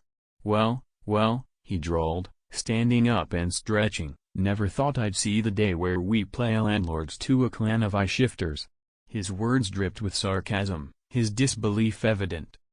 Canary, who had been silently observing the entire conversation, shot Finks a look that would freeze lava. "We follow Haruto's lead," she said, her voice carrying an undeniable finality. Uvogin, standing at the entrance, leaned against the wall and cracked a grin. "As long as there's a good fight ahead, I'm in." Phaeton merely grunted in agreement, his fingers idly flipping a knife, eyes locked on the newcomers. His actions, devoid of words, carried a stronger message. He was ready for whatever came their way. Haruto's gaze moved to Koshiro. The old man looked drained, the weight of the task ahead visible in his eyes. But there was something else too, a spark of determination. He'd seen it before, in the heat of battle, in the silent moments before a fight. "Koshiro, accommodate our new members and start their training at your convenience," Haruto instructed, his tone leaving no room for negotiation. The aged man nodded, gesturing the Kurta clan to follow him into the labyrinth of alleyways. Haruto turned towards his remaining companions. "Maki, Pakunoda, Shanark, Kortopi, Nobunaga. I want you to venture into the cities.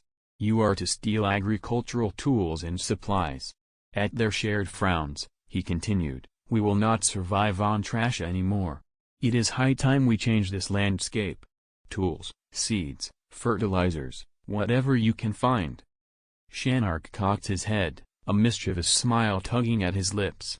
"Farmers, are we now? That's a change of pace." He was met with an unamused stare from Haruto, which wiped the smile off his face. Maki's eyes, however, held a gleam of understanding, a fresh start for the city. "I like the sound of that." She knew better than to question Haruto's orders, they always had a reason. Haruto then turned to the burly trio, Uvagen, Franklin, and Finks. "Go and deliver the message to the nearby countries. Meteor City no longer accepts their garbage. The council will reject this at first, but that's my concern." The prospect of confrontation seemed to excite Uvagen, who punched his palm with a loud crack. "What if someone tries to interfere?" Haruto gave a cold smile. "Then, you know what to do." The boisterous laughter of the trio echoed in the alleyway as they departed, each eager for a potential fight.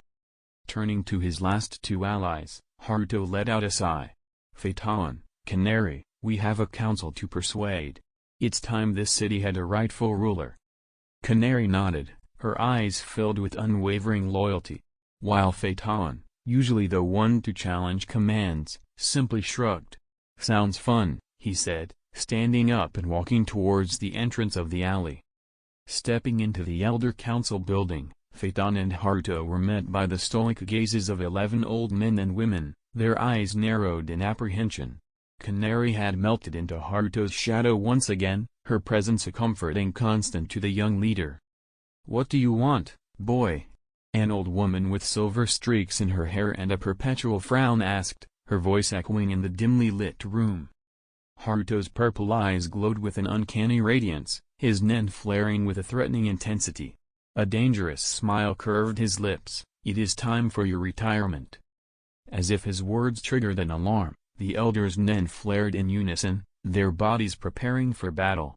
But Haruto nonchalantly walked to the head of the table, his confidence radiating through the room. His eyes fixated on Phaeton, he merely inclined his head towards the elders, the unspoken command hanging heavy in the air.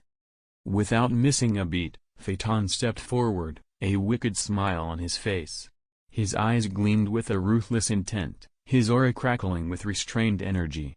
He activated his Hatsu, Inferno Ascendant, a suit of armor materializing around him.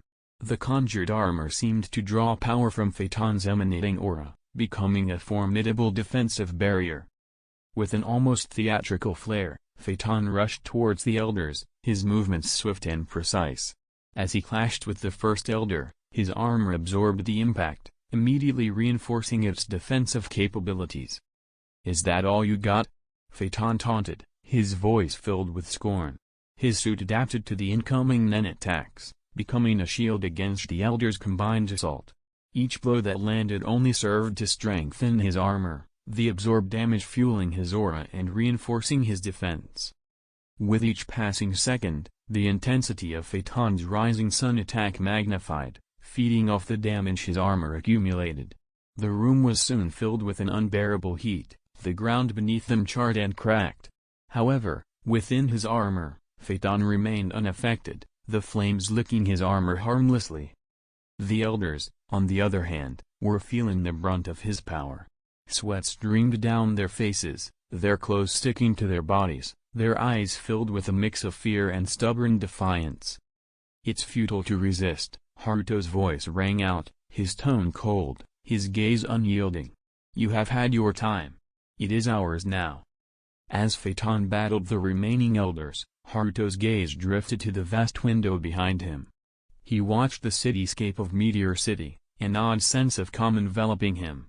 The towering piles of garbage, the grimy alleyways, the dilapidated buildings, they would soon become remnants of the past. Lost in his thoughts, Haruto barely noticed as Phaeton finished off the last elder. Panting and sweating, yet triumphant, Phaeton straightened up and deactivated his Hatsu. He turned to Haruto, a smirk playing on his lips. "I guess we're in charge now." Haruto nodded, a sense of satisfaction filling him. "Yes, Phaeton. We are." The entire scene played out in front of Canary, who had watched silently from the shadows. A fierce pride welled up within her at Haruto's proclamation. She knew this was only the beginning of their journey, a testament to Haruto's determination and vision. Chapter 40. The massive gates of Meteor City creaked as they parted, allowing Uvogin, Franklin, and Finks to pass through. Finks, in his suit, was the natural leader, the iron fist of Haruto, tasked with conveying their intentions to the neighboring lands. The trio set their course to the south, headed for the Republic of Rocario, a nation known for its disregard for the supposed sovereignty of Meteor City. "Another day of getting no respect," Uvogin grumbled, his massive frame dwarfing Finks. The ground seemed to shudder beneath his heavy footfalls. Franklin, in contrast, remained eerily silent, his numerous piercings gleaming under the harsh desert sun. Finks, unflappable as ever, turned to his compatriots, a plan forming behind his sharp eyes. "Remember, our purpose here is to instill respect, not fear," he said, his voice stern, his gaze unwavering. He turned his back to the city they were leaving behind and stepped forward, the other two following suit. The trio first headed north, stepping into the dry, hot plains of Yorbia. Their mere presence in the dusty land spurred disarray, but Finks kept them moving, their destination a small, discreet airfield tucked away from prying eyes. "A private flight, courtesy of Haruto," Finks said, leading the way to a sleek, black aircraft waiting for them. Franklin nodded in quiet understanding, while Uvogin grumbled, his discomfort with flying evident in his grimace. Nevertheless, they embarked, setting a course for Rocario to the south.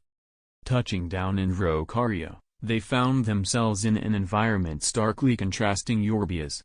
Lush green forests stretched out as far as the eye could see, and the locals, blissfully unaware of Meteor City's reputation, watched with curiosity as they disembarked. In Rocario, the men were chauffeured in a luxurious limousine, the tinted windows reflecting the lush greenery of the land. The car was ostentatious, grandiose even, a statement of their arrival. Uvogin relaxed in the spaciousness, the grimace from the flight now replaced by a semblance of satisfaction. Finks, sitting rigidly, his mind already engaged in the diplomatic chess game they were about to play, shot him an exasperated glance. "Remember, we are not here for leisure," he muttered, scanning through a bundle of documents on the upcoming meeting. Franklin, to Finks's immediate right, gave a brief nod of acknowledgement. The drive was a cacophony of whispered strategies and unspoken expectations. Franklin's fingers tapped rhythmically on the polished mahogany paneling, his presence a ghostly specter of patience and readiness. Upon reaching the capital, they were received by a pompous government official, his face creased with a forced smile. He was dressed in a stiff navy blue suit, his graying hair perfectly styled. The forced pleasantries, the superficial handshake, everything about him screamed disingenuity. "I must say, we do not often receive delegations from places like Meteor City," the man said, his voice smooth yet laced with contempt. Finks merely smiled at the thinly veiled insult. Uvogin's fists clenched, his gaze hardened, but he remained silent. The trio were led through grand halls filled with the buzz of politicking. Emissaries from mighty Union nations conversed in hushed tones, their gazes raking over the strange men from Meteor City. As they walked, the trio didn't miss a beat, their strides steady and unyielding. Their arrival at the Rockarian Parliament was announced in a bustling atrium, the great dome overhead echoing with the vibrancy of international politics. The emissaries from the mighty Union nations stood in clusters, wearing expressions of thinly veiled disdain. The delegation from Meteor City, Your Excellencies, the official's voice rang out, and a hush descended, curiosity and skepticism intermingling in the silent air. Finks, leading the trio, took a moment to take in the assembly. His eyes met the gaze of each ambassador, assessing, evaluating. His mouth curled into a smile that was more of a challenge than a greeting. "Welcome, representatives of Meteor City," the man at the podium, the president of Rocario, began. He was a tall man, with the graying temples and stern countenance that came with years of leadership. His voice was firm, but Finks could detect an underlying tone of doubt. "You find yourselves in a peculiar situation, don't you?" "Quite," Finks responded, his voice cool and controlled. He didn't need to elaborate. The room was well aware of the peculiar situation. Haruto's claim to the throne of Meteor City was still largely unrecognized by the international community. There was an uneasy murmur. Uvogin, hands clenched at his sides, glared around the room. "Seems like a lot of talk for people who have no idea," he muttered, a threatening undertone woven into his words. "Indeed," Finks responded without missing a beat, turning to face the room, his gaze sweeping over the assembly. "The world is evolving, and with it, so is Meteor City. You deny us our sovereignty, yet here we stand in your assembly. Doesn't that strike you as a paradox?" A murmur swept across the room, whispers echoing off the grandiose marble walls. Franklin remained impassive, his gaze icy. His silence was as intimidating as Uvogin's threats and as calculated as Finks's words. From the corner of his eye, Finks noticed the emissary from the Republic of East Gordo, a young man with a sharp gaze and an even sharper tongue. The Gorgon leaned in, a smirk on his lips. "Your king, Haruto, is what? 16? Finks laughed. A genuine, deep, hearty laugh that seemed to echo around the room. "Age is but a number," he replied, meeting the Gorgon's gaze. "Haruto may be young, but he possesses the vision, the ambition that your seasoned leaders lack." Uvogin's low growl of agreement rumbled through the quiet room, causing a few of the dignitaries to flinch. Franklin remained unmoving, his eyes merely flicking to each representative in turn. His silence, as always, was louder than any spoken threat. The president cleared his throat. "We are not here to debate Meteor City's internal matters." His voice was shaky now, the assuredness fading. "We've gathered to discuss Meteor City's position in the international stage." "Are you here for a diplomatic meeting or to threaten us?" an ambassador from the NGL asked, the sneer in his voice not quite masked by his seemingly polite inquiry. Chapter 41. Finks allowed a smug smile to play at his lips as he spoke, the resonance of his voice claiming the attention of everyone in the room. "We are here to deliver a message. Meteor City, from this day forward, shall be known as the Meteor Kingdom under King Haruto. Whether you acknowledge it or not." The room stirred, the unease palpable. The president started to speak. "Emissaries of Meteor City." "Kingdom," Franklin interrupted, his deep voice cutting through the room like a knife. The president chuckled, amusement flickering in his eyes, but it didn't reach the stern lines of his mouth. "Right, Meteor Kingdom. Your self-proclamation doesn't automatically translate to global acceptance." Another emissary chimed in, this time from the Republic of West Gordo. "Your kingdom is but a week old. You possess no army, no firepower, no deterrence. If a country were to wage war, you'd crumble within a day. A single nuclear weapon would raze your kingdom to the ground. And you expect us to recognize you?" The room fell into an eerie silence, eyes shifting from the Gorgon to the trio from Meteor City. Finks merely smiled, his aura flaring subtly. Suddenly, Nen masters who had been hidden in the shadows rushed forth, moving to stand protectively beside their respective leaders. But their movements were jerky, their faces pinched with unease. "As you've noted, we are fledgling in our statehood.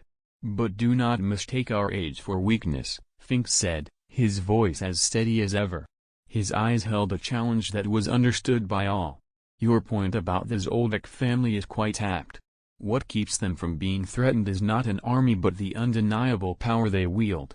The Meteor Kingdom, I assure you, is not without its deterrents. Uvogin leaned back in his chair, crossing his arms over his broad chest. He smirked, clearly amused at the discomfort displayed by the esteemed gathering.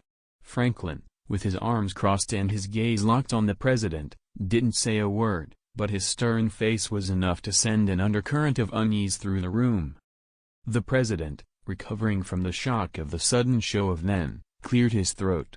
He took a moment to survey the room, his eyes lingering on the trio from Meteor City. "All right," he finally said, his voice hard. "Assuming we recognize Meteor City as Meteor Kingdom, how does that affect our international relations? And why should we even consider such recognition? There's no precedent of a nation claiming sovereignty without having any semblance of an administrative or military structure." As he spoke, Uvogin's fingers twitched slightly, betraying his impatience. But Finks didn't seem perturbed. He remained poised, his gaze locked on the president. "It's a matter of evolution, President," Finks replied calmly. "Old precedents will have to make way for new ones. Meteor City, now the Meteor Kingdom, is evolving, with or without your recognition."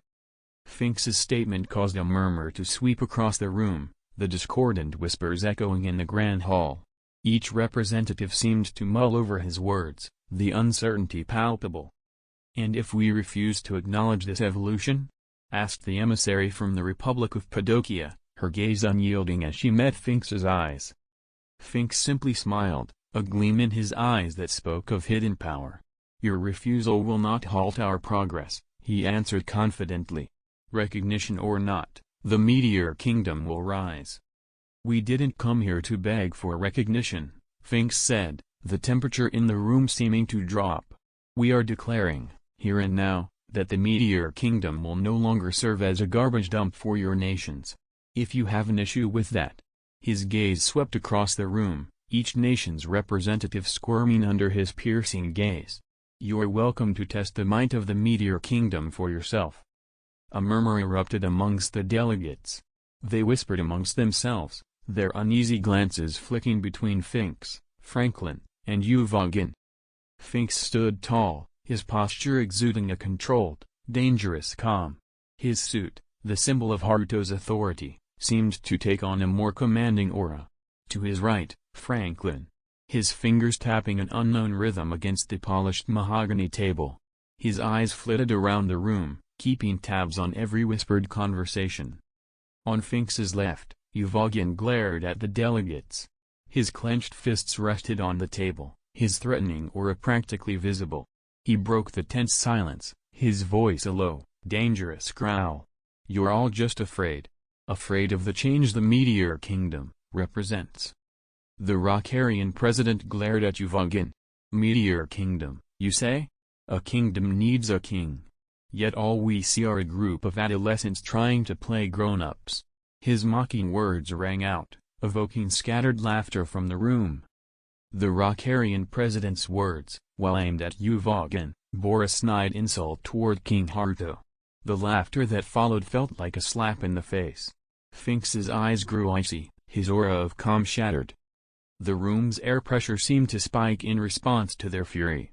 Nen flared from the three of them, thick and oppressive, making the air heavy and suffocating. Even the seasoned Nen masters in the room, whose job was to protect their respective representatives, began to gasp, their faces turning white. Finks stood up slowly, his suit seeming to absorb the light around him, leaving him an ominous figure of shadow and menace. He fixed the Rockarian president with an icy stare, his voice like the winter wind slicing through the silence. "Do not dare to disrespect King Haruto." His words were like a bucket of icy water over the room. The laughter died abruptly, and the room fell into a sudden hush. Uvogin echoed Finks's sentiments with a low, dangerous growl, his aura of raw power making some delegates shift uncomfortably. Beside them, Franklin sat quietly, his eyes locked onto the Padokian emissary. His fingers tapped rhythmically against the polished mahogany table, an intimidating beat that marked the ticking seconds of silence that followed Finks's declaration. "We are done here. Let's go," Finks declared. There was no room for argument in his voice, it was a command, not a suggestion. He rose from his seat, his tall form exuding a chilling sense of authority. As if on cue, Franklin and Uvogin also stood, their movements synchronized, echoing their unity. The room's atmosphere transformed instantly. It was as if a biting wind had swept through the hall, chilling the hearts of the representatives. The heavy silence that followed their departure seemed to amplify the soft creaking of the mahogany doors as they closed behind them. They had come not to beg for recognition but to demand respect, and that was exactly what they achieved. Chapter 42. After leaving the meeting, Finks, Franklin, and Uvogin found themselves luxuriating in the higher echelons of society, a far cry from the squalid environment they were accustomed to in Meteor City. Their tailored suits reeked of power and authority, an outward show of their delegated role as the so-called ambassadors of their nation. Their luggage, sleek and branded, carried an air of unapologetic affluence, catching the eye of many in the crowded airport. Their next destination was the United States of Sahurta, specifically York New City.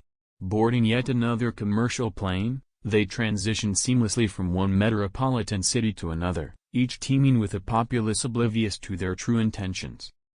The three of them sat in first class, being served gourmet meals and exquisite wines as they discussed their strategies, their voices a symphony of gruff confidence and unflappable resolve. Franklin, the behemoth of a man, manipulated his silverware with surprising delicacy, while Uvogin studied the international relations documents spread out before him, his heavy brow furrowed. Finks, the intellectual powerhouse, led the conversation, his eyes glinting with intrigue as he detailed their tactical maneuvers. 1. "Remember, we are not here to make friends," Finks warned, slicing through his filet mignon with lethal precision. "We are here to assert the presence of Meteor City. To scare them into acknowledging us." York New City greeted them with its characteristic vibrancy, the skyscrapers reflecting the afternoon sunlight as they descended upon the metropolis. The bustling city presented an entirely different kind of battlefield, its busy streets filled with potential alliances and adversaries. Unbeknownst to the masses, the city was soon to become the stage for a political showdown of unprecedented scale. Their first day in York New City was spent arranging meetings with the country's top brass and presenting their diplomatic credentials. Their negotiations were handled with the finesse of seasoned diplomats, a stark contrast to their usual demeanor. As the limousine pulled up to the towering edifice of the government building, Finks, Franklin, and Uvogin stepped out, looking every bit the part of dignified ambassadors. Uvogin, usually the image of wild abandon, wore a mask of uncharacteristic poise, his massive frame tailored perfectly into the suit he donned. Their arrival, punctuated by the purr of the luxury vehicle, resonated with the quiet assertion of a power that belonged to a burgeoning nation, its place in the global stage yet to be recognized. In the grand conference room, they were ushered towards the long mahogany table, where the Minister of Environment and Minister of Foreign Policies were seated, accompanied by a retinue of aides and assistants. Finks could sense the shrouded presence of Nen masters, their energy like undercurrents in the air. However, he chose to disregard their existence. They were there to negotiate, their words their weapons, for the time being. "Sirs, we are representatives from Meteor Kingdom," Finks began, his voice resonating in the chamber as he unrolled a set of documents before the ministers. "Our king, Haruto, extends his greetings. He aspires for diplomatic relationships that would benefit both our nations." Finks cleared his throat, his eyes piercing the room. In his foresight, King Haruto has determined that Meteor Kingdom can no longer serve as the world's dumping ground. He slid a document across the table, a declaration of refuse independence, a proclamation in a crisp envelope embossed with a royal insignia. The Minister of Environment, a woman of advanced years with a no-nonsense air about her, scanned the document, her sharp eyes reading over King Haruto's decree. "A dumping ground?" she scoffed, dismissively tossing the document back onto the table. "You make it sound as if you're doing us a favor. Let's not forget, Your kingdom was built on our refuse. Uvogin growled from the corner of his mouth, his eyes smoldering with fury. Finks silenced him with a curt shake of his head, the muscular man immediately falling silent. It was a testament to Haruto's unspoken influence, the way they heeded his strategies, his orders to keep a calm and composed front. "We are not here to discuss the past, madam," Franklin interjected, his voice a low, rolling thunder. His impassive face remained poised, a far cry from the rage they usually instilled. "Our king's declaration is a statement about the future. And it is that future we wish to negotiate." Finks leaned back in his chair, folding his hands on the table. A knowing smile played at the corner of his lips as he glanced at Franklin and Uvogin. The three men were suddenly surrounded by a visible aura, shimmering with an unseen power that flowed from their beings. It was a demonstration of their inner strength, a proclamation of their readiness to fight. The aura was faint, not to suffocate the civilians present, but enough to make a point. The faces of the ministers paled, momentarily taken aback by the abrupt shift in the atmosphere. A stern-looking man, presumably one of the hidden Nen masters, shifted uncomfortably from his position in the corner of the room. He was accustomed to being a silent observer, an unseen force during these negotiations. Yet, the aura of these three men from Meteor Kingdom made him wary. Taking advantage of the tense silence, Finks cleared his throat. "King Haruto may be young," he started, his voice echoing in the room, a pointed glint in his eyes as he held the gaze of each minister, "but his vision, his superior intellect and power surpass your comprehension. Ask your hidden Nen masters here, how difficult it is for them to hide from me, then contemplate how I achieved such mastery at this age. Then, imagine that power multiplied 100-fold. That is King Haruto." The room went silent, save for the soft rustle of paperwork and the nervous clearing of throats. The ministers shifted in their seats, their eyes darting towards the shadows where the Nen masters hid. "We are not here for negotiations," Finks continued, his voice steady and unyielding. "We are here to declare that Meteor Kingdom will no longer accept your refuse. We are not desperate for your recognition. It will come eventually when the world acknowledges His Highness's true might." With a nod from Finks, Uvogin and Franklin rose from their seats. Their movements were synchronized, an unerring harmony that spoke volumes of their unity and discipline. Uvogin, the muscle of their group, gave a curt nod, a silent goodbye that echoed his newfound poise.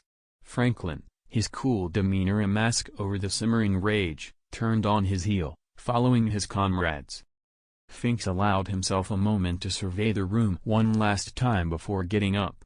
His gaze brushed over the flustered ministers, the fumbling aides, and the shocked Nen masters. A satisfied smirk tugged at the corner of his lips. He had made his point. "We will take our leave now," Finks stated, his voice as calm as the eye of a storm. He straightened his suit jacket and followed his companions out of the room, leaving behind a ripple of unease. Chapter 43. Their departure was as grand as their arrival, their silhouettes disappearing into the extravagant limousine. As the luxury vehicle roared to life, it served as a grim reminder of the power of the emerging nation, its strength not yet fully acknowledged, but impossible to ignore. As they left the government building, the ministers and their aides were left with the echoes of their declaration and the chilling reminder of their aura. The display of their power had been a statement, a declaration that Meteor Kingdom would no longer be underestimated. Haruto may not have been physically present, but his words, through Finks, echoed through the halls of power. The ministers could only speculate what this meant for their future relations with Meteor Kingdom. But one thing was clear, they could no longer dismiss this rising power. In the limousine, the trio broke their silence. "Do you think they got the message?" Uvogin asked, his voice a low growl. Franklin chuckled dryly, "If they didn't, they're more foolish than I thought." Finks, leaning back in the plush seat, smiled to himself.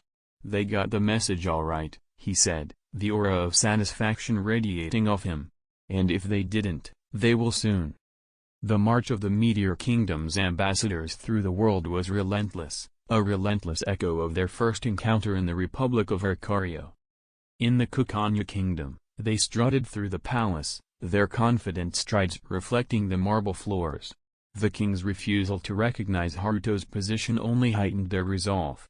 "Your Highness, whether you accept it or not, Meteor Kingdom exists," Franklin stated, his eyes challenging the monarch. "We are not here to seek your acceptance, but to announce our independence." In Japan, they were met with the Prime Minister's scoffs and smirks. "A boy king leading a nation? Isn't it amusing?" He chuckled, leaning back in his seat. Uvogin snapped back, his patience wearing thin. "His Majesty is no ordinary boy. And you will realize it soon enough." The Mimbo Republic dismissed their presence outright, the president waving them off with an uninterested hand. Finks's voice cut through the tension. "Your ignorance is your downfall, Mr. President. We did not come to beg. We came to inform." In the Republic of Padika, the ministers dared to laugh at their assertions. But their laughter ceased when Uvogin slammed his fist on the table, the sound echoing throughout the grand chamber. "Your laughter will be replaced by respect, gentlemen. This, we guarantee." In Vigorasi Union, they countered the council's skepticism with unwavering certainty. The politicians attempted to belittle Haruto's capacity to rule, but Franklin merely smiled, an unsettling edge to his grin. "When your cities are piled high with your own refuse, you will remember this conversation." In the Federation of Ochima, they met thinly veiled hostility with cold composure. Nobunaga silenced the mutterings with a sweeping gaze. "You might deny us now, but time will force you to acknowledge the reality. The Meteor Kingdom is here to stay." And finally, in the Kaken Kingdom, they bore the brunt of a fierce debate in the Royal Council. Their calm demeanor remained undisturbed, their responses as sharp as the questions thrown at them. "Our kingdom, our rules," Uvogin declared. "You don't get to decide the legitimacy of our reign." Each confrontation added another notch to their collective confidence, their declaration rippling through the international community. Their travels took months, their path charted by diplomatic necessity rather than personal preference. And in every meeting, they projected an aura of power and certainty, their personalities reflecting their king's ambitions. They were not diplomats by trade, but they adapted to their roles with ease. They donned their tailored suits like armor, their determination their shield. They carried their authority in the set of their shoulders, their belief in Haruto's leadership radiating from their every word. Their words, a reflection of Haruto's ambitions, were precise and clear. Each one carried an implicit threat, a promise of an emerging power that wouldn't be stifled. They did not mince words, their speeches an amalgamation of veiled threats and stern warnings. And they relayed Haruto's message with an unyielding resolve that left their audience uneasy. 6 months had passed since the ambassadors of the Meteor Kingdom had embarked on their diplomatic mission. As they made their way back, they marveled at the changes that had unfolded in their absence. They found Meteor City transformed, like a phoenix reborn from ashes. The stench of decayed waste, that used to linger in the air, was replaced by a crisp freshness, a testament to the absence of the former rubbish mountains. The dust-covered shanties had evolved into elegantly architected buildings, their pristine walls reflecting the sunlight. Cobblestone streets ran through the city like veins, their stone edges sharp and symmetrical, reflecting a world of disciplined urban planning. They crisscrossed through the city, connecting one gleaming structure to another, painting a contrast to the muddy trails they remembered. Surrounding the city was an imposing fortress-like wall, its towering structure casting long shadows as the sun descended. This wall, much more than a mere architectural marvel, was a statement, a declaration of sovereignty. Outside the walls, where once lay barren lands, were vast agricultural fields flourishing with crops. Rows upon rows of rice and wheat spread like a green carpet, their golden grains glinting in the sun. The once sterile soil had found a purpose, its newfound fertility a testament to the city's resolute spirit. "Are we lost?" Uvogin wondered aloud, unable to comprehend the striking transformation. "No, we're home," Franklin replied, a sense of pride evident in his voice. As they made their way to the magnificent gates of the kingdom, a surprised glance passed between Franklin, Uvogin, and Finks. 2 soldiers, looking hardly older than boys, stood on either side of the gates, their bodies radiating a subtle glow of Nen. Their manifestation of Nen was not particularly strong, yet it was there nonetheless, a reality that was previously unheard of for common guards.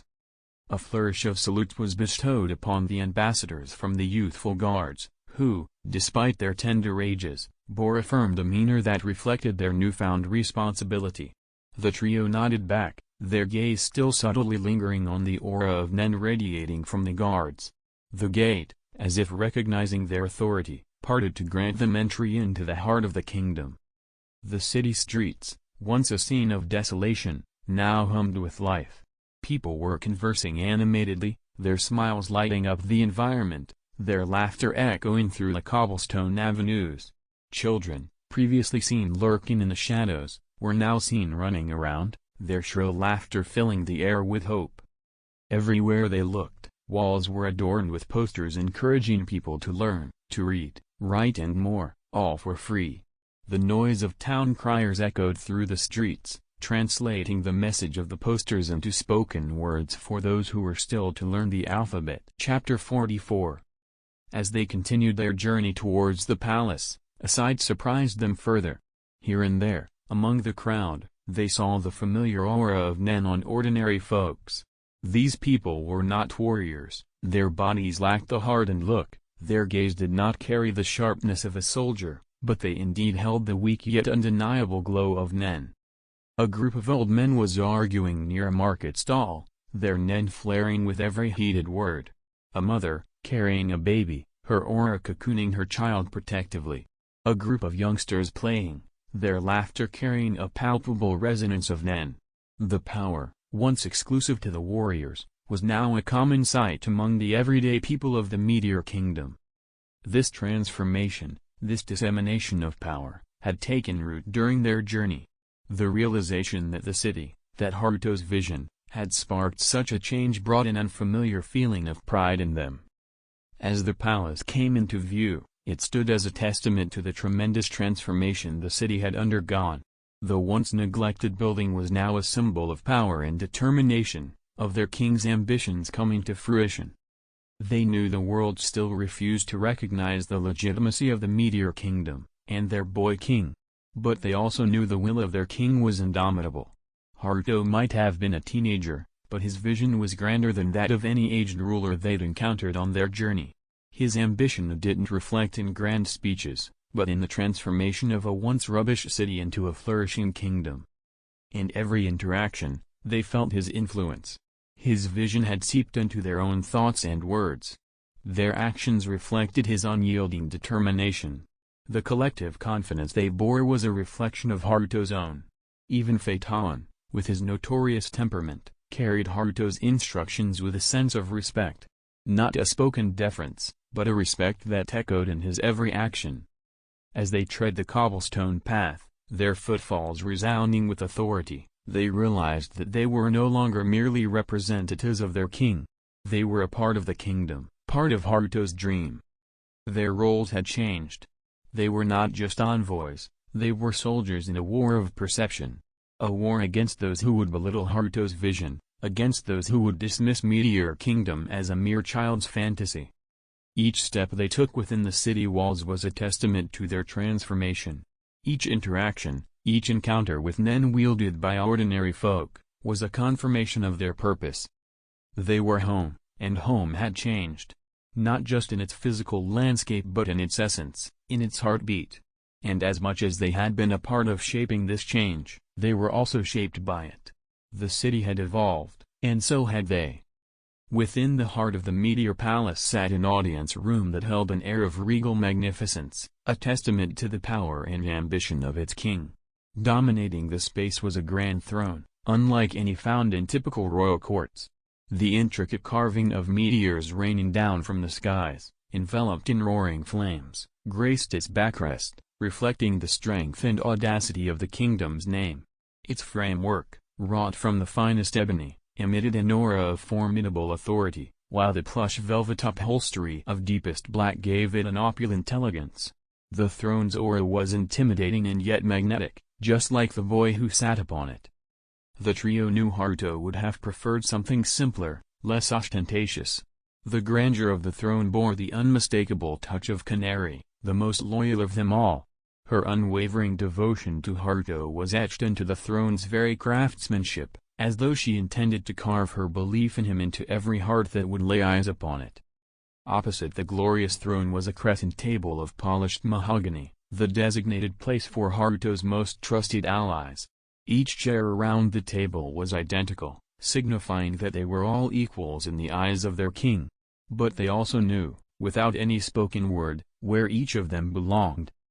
Haruto, even as he sat upon the throne, bore an expression of abject boredom, a stark contrast to the grandiosity of his surroundings. At the crescent table, his loyal followers were assembled. Within the heart of the Meteor Palace sat an audience room that held an air of regal magnificence, a testament to the power and ambition of its king. Dominating the space was a grand throne, unlike any found in typical royal courts. The intricate carving of meteors raining down from the skies, enveloped in roaring flames, graced its backrest, reflecting the strength and audacity of the kingdom's name. Its framework, wrought from the finest ebony, emitted an aura of formidable authority, while the plush velvet upholstery of deepest black gave it an opulent elegance. The throne's aura was intimidating and yet magnetic, just like the boy who sat upon it. The trio knew Haruto would have preferred something simpler, less ostentatious. The grandeur of the throne bore the unmistakable touch of Canary, the most loyal of them all. Her unwavering devotion to Haruto was etched into the throne's very craftsmanship, as though she intended to carve her belief in him into every heart that would lay eyes upon it. Opposite the glorious throne was a crescent table of polished mahogany, the designated place for Haruto's most trusted allies. Each chair around the table was identical, signifying that they were all equals in the eyes of their king. But they also knew, without any spoken word, where each of them belonged. Haruto, even as he sat upon the throne, bore an expression of abject boredom, a stark contrast to the grandiosity of his surroundings. At the crescent table, his loyal followers were assembled.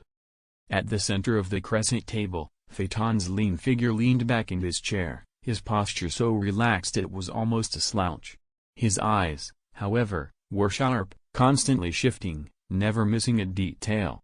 It was he who had found Haruto, a lonely child in the midst of chaos. Their bond ran deep, like brothers, but it was unspoken, an understanding etched into their bones. Phaeton's left side was empty, a space unoccupied that would have been Finks's. Finks, an intimidating presence, a brute force in their ranks, absent, yet his essence lingered. The silent understanding between the members was enough to ensure the seat was never filled by anyone else in his absence. On Phaeton's right, Canary sat, her gaze riveted on the bored boy on the throne. Her eyes were alight with a fierce loyalty, an unwavering faith that reflected her dedication to Haruto. Her loyalty was so intense that it seemed to permeate the air around her, etched into her every movement. Adjacent to the empty seat of Finks sat Koshiro, their Nen master, and the newly appointed advisor to the king. His age did nothing to soften the potent aura he exuded, his vast wisdom resonating in every word he spoke, and every decision he guided. He was the voice of wisdom among them, the calming wave in their storm of ambition. Canary's right held Nobunaga, a figure of quiet strength.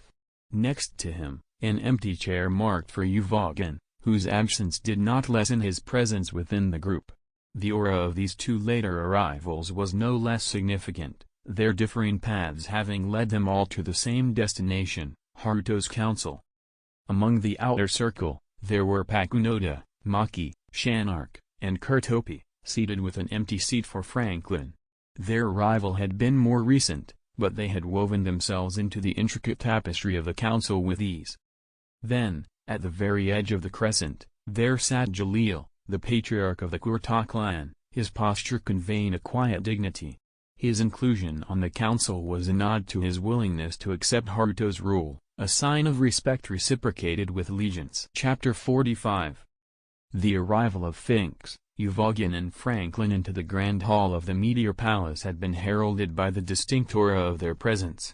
Haruto, seated upon his resplendent throne, had felt their entry even before the palace doors had creaked open. His lips curved into a subtle, almost imperceptible smile as the distinctive aura of his loyal warriors filled the room. The trio's entrance was noted by the others, their attention shifting almost immediately. No spoken word was needed. Their respect for Haruto's unerring perception had taken root, deep and unyielding. The murmur of conversation that had filled the room earlier fell silent as Finks, Uvogin and Franklin strode into the hall, their demeanor embodying strength and determination. Haruto's gaze swept over them, his smile broadening ever so slightly. "You worked hard," he commended, his tone laced with gratitude. He gestured to their respective seats around the crescent table. "Please, rest yourselves." Haruto let his gaze sweep over the faces at the table, his eyes settling on the trio that had just entered. Finks nodded in confirmation to his assumption about the other nations' refusals, but it was Uvogin who voiced the question that hung in the air: "Why did you send us if you knew they would refuse?" Ignoring the question, Haruto instead shifted the conversation. "What caught your eyes since you entered the kingdom most?" His question caught them off guard, their confusion apparent. It was Finks who recovered first, answering, "The number of people who can use Nen, albeit weak."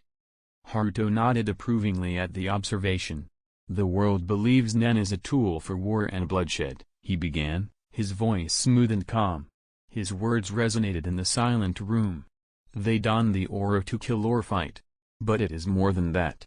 I have seen its true magnificence. Hatsu is a miracle. It is magic, an impossibility. You can make anything with Nen, yet humans use it to kill each other. It is so foolish." His words took Finks, Franklin, and Uvogin aback.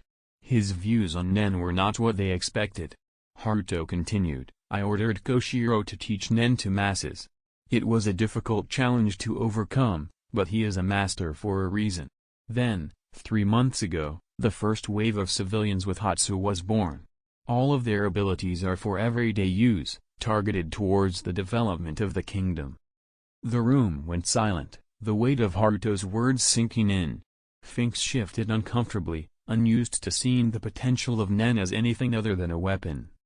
As though to exemplify Haruto's point, a maid entered the room with a tray of drinks, her aura enveloping the tray in a subtle shield that prevented a single drop from spilling despite her nervousness. Her Hatsu was nothing extraordinary, but it had been tailored for her needs. The regal grandeur of the Meteor Palace's throne room echoed with Haruto's impassioned speech, the room falling into a pregnant silence as they absorbed the ambitious plan of their young leader. "I knew they would refuse us and insist on sending their garbage to Meteor Kingdom," Haruto said, his voice casual, as though he were commenting on the weather. The corners of his mouth tugged upwards in a small smile. "But now they know we don't want it. Unlike before, they know we're ready to fight back. They will offer us something in return," he stated, his voice ringing out clearly. The spark of realization in his eyes indicated his understanding of Haruto's grand strategy. Haruto's grin broadened at Finks' statement. "Yes," he confirmed, his voice echoing throughout the grand chamber. "They will pay us for the trash." Franklin frowned at this, his burly frame shifting uncomfortably in his chair. "Isn't it the same outcome?" he questioned. "The kingdom will still be filled with trash." Haruto chuckled at this, a low and confident sound that bounced off the walls of the opulent room. "That's why I said using Nen for war is foolish. Trash, they want to get rid of, is non-convertible or hard to convert materials. But with Hatsu, we can transmute trash into its base elements. Not only will we be paid, but we'll have an abundance of materials at our disposal." Their eyes widened at the prospect of such a strategy, understanding dawning as they realized the potential of Haruto's plan. Finks glanced around the room before turning his gaze back to Haruto. "Have you already started?" he asked. The question hung in the air, a testament to the observations they had made upon entering the kingdom. Not a piece of refuse littered the streets, an indication that Haruto's grand plan was already in motion. Haruto's eyes sparked with an inner fire, the hint of a satisfied smile tugging at the corners of his mouth. "That's why I said Hatsu is a miracle. What do you think of Shanark's Hatsu?" Caught off guard by the change in subject, the trio took a moment to answer. Uvogin, The hulk of a man who was revered for his strength, scoffed lightly. "Weak," he muttered, crossing his muscular arms over his chest.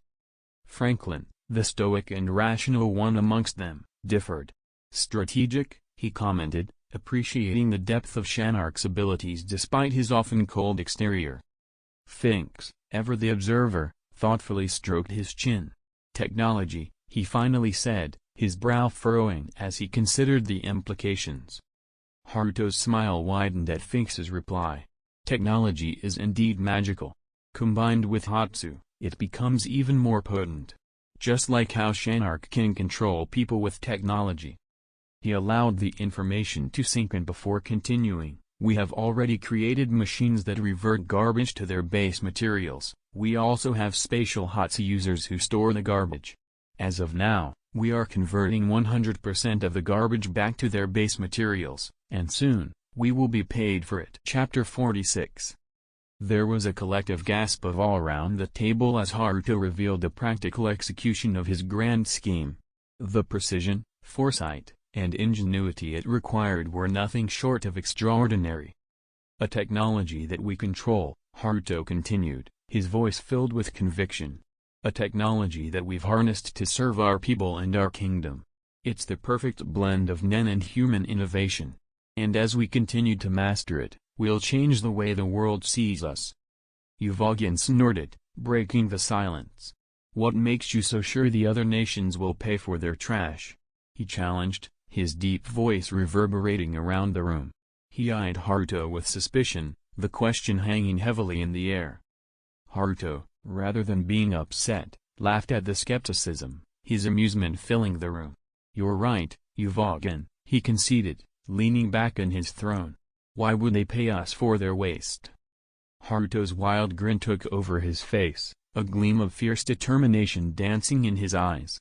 "We aren't free from human foolishness either," he began, his words layered with an undercurrent of steel.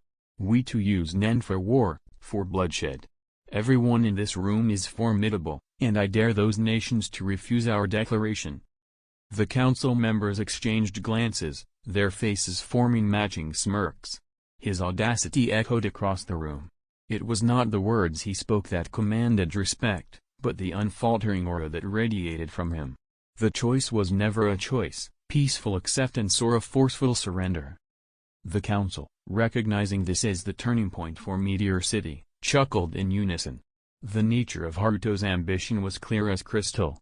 Despite the skepticism from the world, they saw the potential for change under his rule. A minute flicker of discomfort twisted Haruto's brows before it was smoothed out, and Canary's eyes narrowed in sync, her hand twitching ever so slightly. The sudden change in atmosphere startled the council members, their gazes darting between Haruto and Canary in rapid succession, confusion etched onto their faces.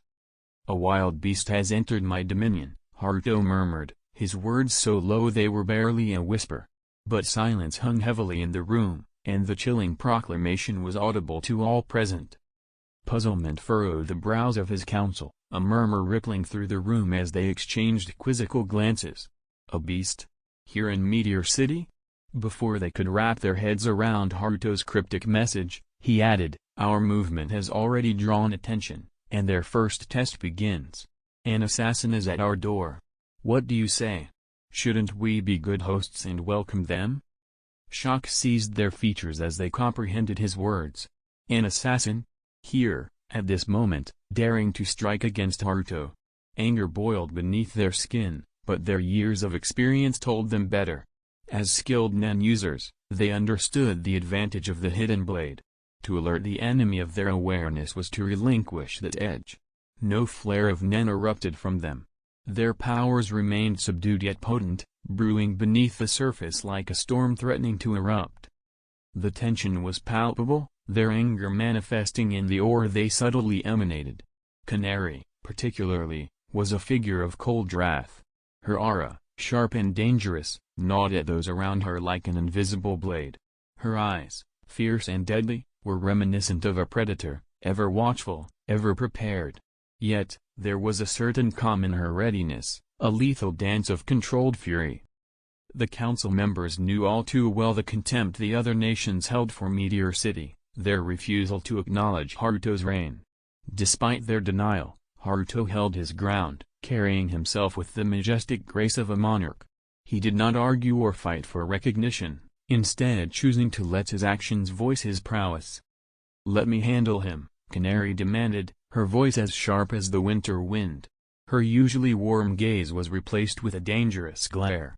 Haruto turned to look at her, his eyes narrowing slightly as he scanned her rigid posture, the delicate twitch of her fingers.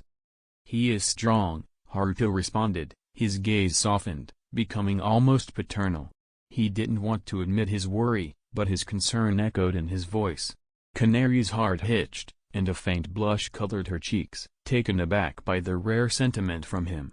However, a spark of indignation ignited within her at the mention of an assassin after Haruto. The fear she'd experienced was replaced with cold fury, her anger escalating. She was about to retort when Haruto swiveled in his chair, his gaze locking onto the oldest member of the council, Koshiro. "Koshiro," Haruto began, his voice filled with a quiet authority that commanded everyone's attention, "he is a master. Invite him in here, and let's see if we can change their mind." Koshiro raised an eyebrow at Haruto's request. He'd been serving Meteor City for decades, and rarely anything surprised him anymore. However, the fact that Haruto had sensed the assassin's presence left him genuinely baffled. Haruto, after all, was considerably younger and had only been training in Nen for a few years. Yet, his instincts were sharper, and his Nen was stronger. Koshiro tucked away his astonishment for later analysis and instead, nodded curtly. Navigating through the echoing corridors of the council chamber, Koshiro felt a shiver crawl up his spine. He was no stranger to danger, but this situation, this silent threat lurking in their midst was sending chills down his spine. Following Haruto's guidance, Koshiro found himself standing at the entrance of a dark alley. Yet, he couldn't sense a hint of any presence. The old man gritted his teeth, shoving down his rising anxiety. He squared his shoulders and called out into the darkness, his voice bouncing off the stone walls. "Our king demands your presence." As the echo of Koshiro's voice faded, a figure detached itself from the shadows. Illumi-HxH, the master assassin, stood before him. Koshiro's eyes narrowed. There was an eerie calmness to the young man that made his skin crawl. His abyss-black hair glowed ominously under the dim moonlight, his emotionless eyes as sharp as daggers. "Okay." Illumi's response was concise, the simplicity of it belying the surprise that lurked beneath the surface. His face remained impassive, but internally, he was grappling with confusion. His hiding spot had been meticulously chosen, virtually undetectable. How had they discovered him? There was no evidence of tracking devices, his anti-tracker should have ensured that. Yet Koshiro looked him in the eye, a sign that they knew of his presence all along. The puzzlement went unspoken, hidden beneath his emotionless facade as he trailed after the elder council member, back towards the heart of the palace. Chapter 47. The grandeur of the audience room was familiar, yet subtly different. Haruto was seated on his throne, his council spread out before him. Their faces were masks of calm, a collective show of strength in the face of danger. The power emanating from them was palpable, an impressive display of control, each holding their nen under tight rein. There was an unwavering solidarity among them, a unity that was all the more significant in front of a potential adversary. Only one seemed to vary from the shared tranquility. A young woman, her aura projecting a violent storm of emotions. Her eyes were those of a fierce predator, focused intently on Illumi, unblinking. A whirlwind of energy swirled around her, tenebrous and violent, a raw display of her readiness to strike. Looking at her, Illumi felt an inexplicable unease, akin to peering into a chasm, dark and infinitely deep. It was as if her very existence was an epitome of a quiet, deadly storm. "Welcome, Mr. Assassin," Haruto's voice resounded throughout the room, breaking the silence. His demeanor was composed, his aura exuding a sense of majesty that, despite its subtlety, was impossible to ignore. Illumi studied Haruto, his icy gaze unwavering. Haruto's poise was commendable, he mused. There was a certain quality to him that demanded respect, and Illumi found himself begrudgingly acknowledging it. "Your hospitality is surprising," Illumi commented, his voice a monotone. He didn't show any signs of being impressed or intimidated by the formidable group in front of him.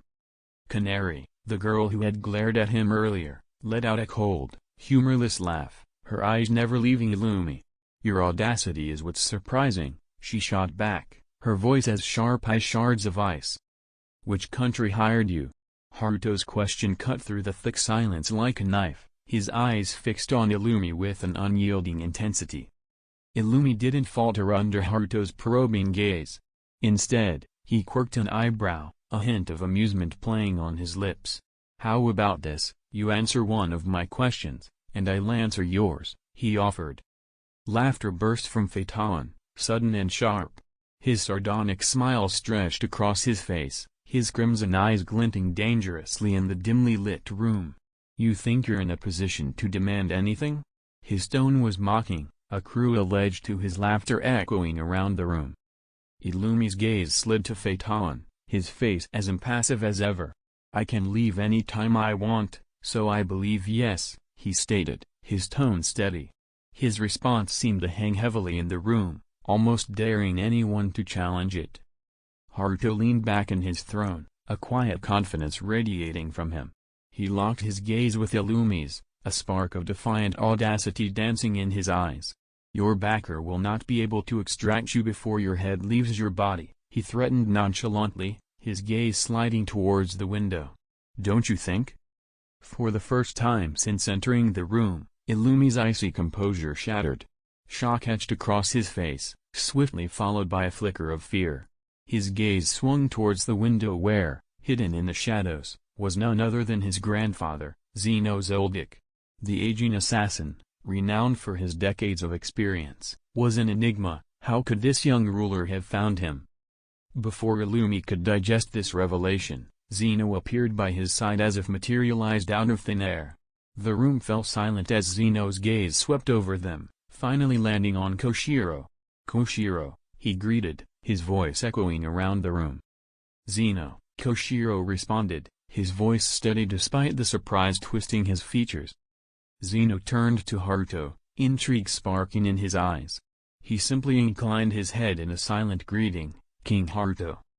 Haruto's response was simple, a nod of acknowledgement, his gaze never straying from the elder Zoldyck.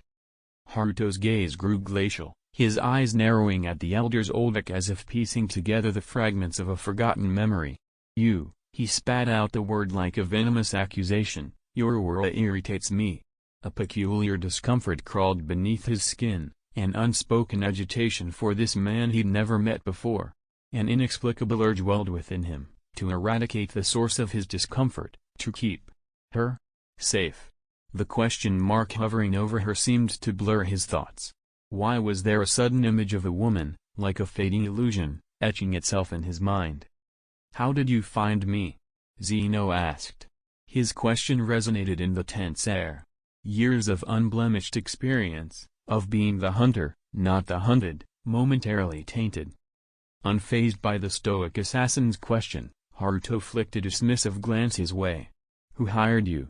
He parried Zeno's question with his own, a note of casual boredom lacing his words. "Kaken," Zeno conceded, his tone accepting of Haruto's silent assertion of dominance.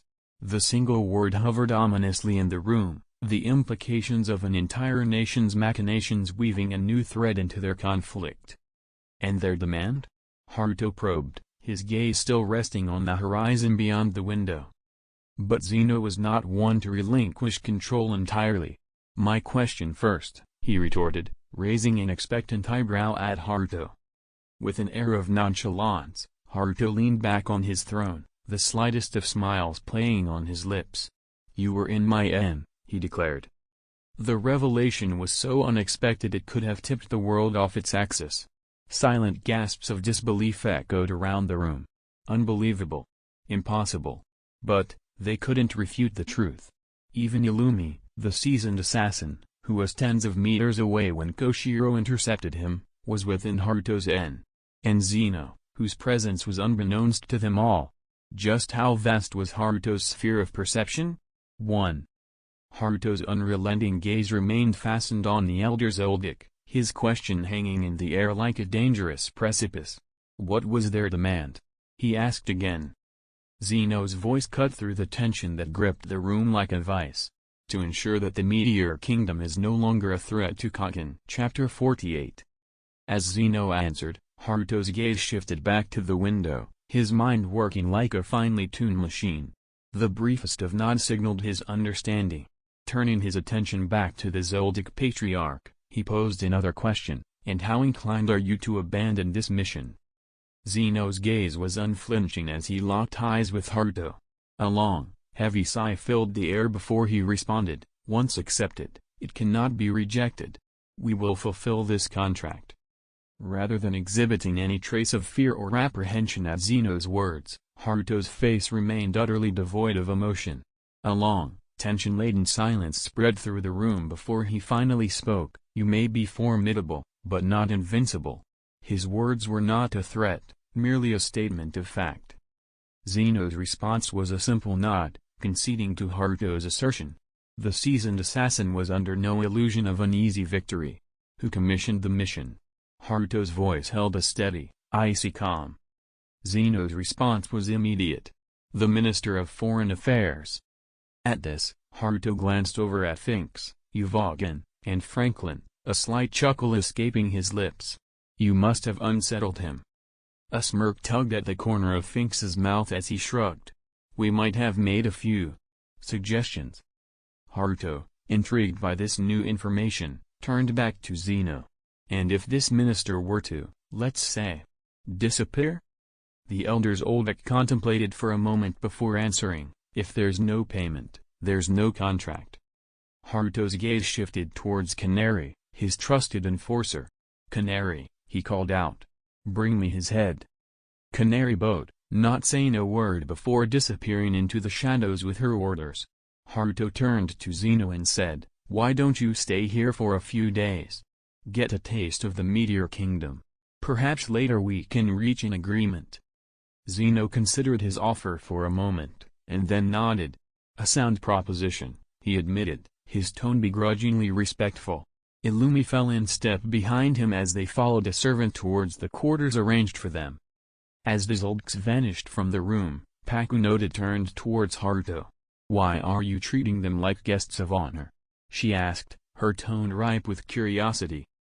Zoldks are formidable, Haruto said, his gaze steady. Why make enemies of them when we can make them allies? Shanark was the next to speak up. This could send the wrong message, he said, his brows furrowed in concern. They might think we're afraid. Canary bowed at Haruto's command and melted into the shadows without a word.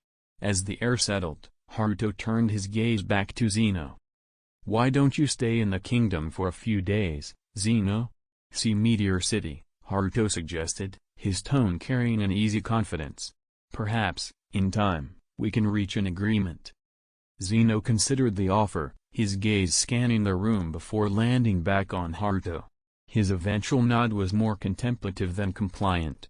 Motioning to Illumi, they followed a servant, who led them to the quarters prepared for their stay. As the door closed behind them, Pakunoda, who had been silent throughout the exchange, voiced her curiosity. Why are we treating them like honored guests? She asked, the suspicion clear in her eyes. Haruto's gaze remained fixed on the door Zeno and Illumi had disappeared through, his voice lacing with a quiet intensity as he replied, the Zoldks are formidable opponents. We don't need more enemies. Shanark, who'd been fiddling with his controller, frowned at this. Won't this send the wrong message? They'll think we're afraid. Slowly, Haruto turned to face him, a cool, measured smile playing on his lips. He shook his head. On the contrary, it'll send the exact message we want. The world of politics isn't solely about strength and intimidation. It's about forming the right connections. His voice trailed off, his gaze falling on the chessboard placed on a nearby table. He approached the board, his eyes lingering over the pieces. He picked up the queen, examining it before gently setting it on a different square. Moving the queen isn't a show of fear. It simply means she's needed elsewhere, he mused. Shifting his gaze back to Shanark, he added, we're powerful, but we're also new on the global stage. Allies are invaluable, especially an established family like the Zoldycks. The room fell into silence as Haruto's words seeped into their minds. Finks, who'd been leaning against the wall, pushed away, his gaze thoughtful. He moved to the chessboard, looking over the pieces. Phaeton, who had been watching the entire exchange silently, finally spoke up. And if Zoldycks refuse? His words, while casual, held a sharpened edge, as if he was testing the waters. As the conversation lingered in the air, Haruto gave Phaeton a confident smile. They will not, he asserted. His voice rang with a surety that filled the room, making the air denser with anticipation. The Zoldycks are pragmatic. Zeno is wise enough to see I'm much more valuable soon enough. The room breathed out, a ripple of amusement easing the tension. It was a strange cocktail of excitement and comfort when Haruto was the one laying the future. His foresight wasn't something they could easily understand, but they trusted it anyway. His self-assured demeanor wasn't born of arrogance, but of confidence honed from triumphs and conquests. If Haruto said it would be so, then they had no reason to doubt. In the week that had passed since their last gathering, much had changed. Canary had executed her task with an efficiency that was nothing short of impressive. With the Minister of Foreign Affairs no longer a concern, the Zoldyck's contract had also been nullified, bringing Zeno back to the palace of Meteor Kingdom. Today found them dining on the sun-drenched balcony of the Grand Palace, the expanse of the city sprawling beneath them. Seated at the head of the table, Haruto looked out at his domain, his features cast in sharp relief by the midday sun. Across him, Zeno leaned back, an untouched plate before him. How did you manage to teach Nen to civilians? His voice was casual, his interest genuine. He seemed less fazed by the implications of such an achievement. With a nonchalant shrug, Haruto waved away the query. It is not that hard. Just regular training, and a little bit of innovation. Chapter 49. Zeno didn't press further, respecting the veiled secrecy of Meteor Kingdom's affairs. Yet, his sharp eyes bore an inkling of surprise, reflecting the vast implications of such a monumental task, teaching Nen to civilians. In Zeno's world, this meant amassing an unprecedented nationwide fighting force, an army of Nen users. A thought that might send shivers down any seasoned warrior's spine. His anticipation, however, fell short of the grand vision harbored by Haruto. For the young man leading the charge, Nen wasn't a weapon but a tool. A multifaceted apparatus with limitless applications that transcended beyond the realm of mere combat.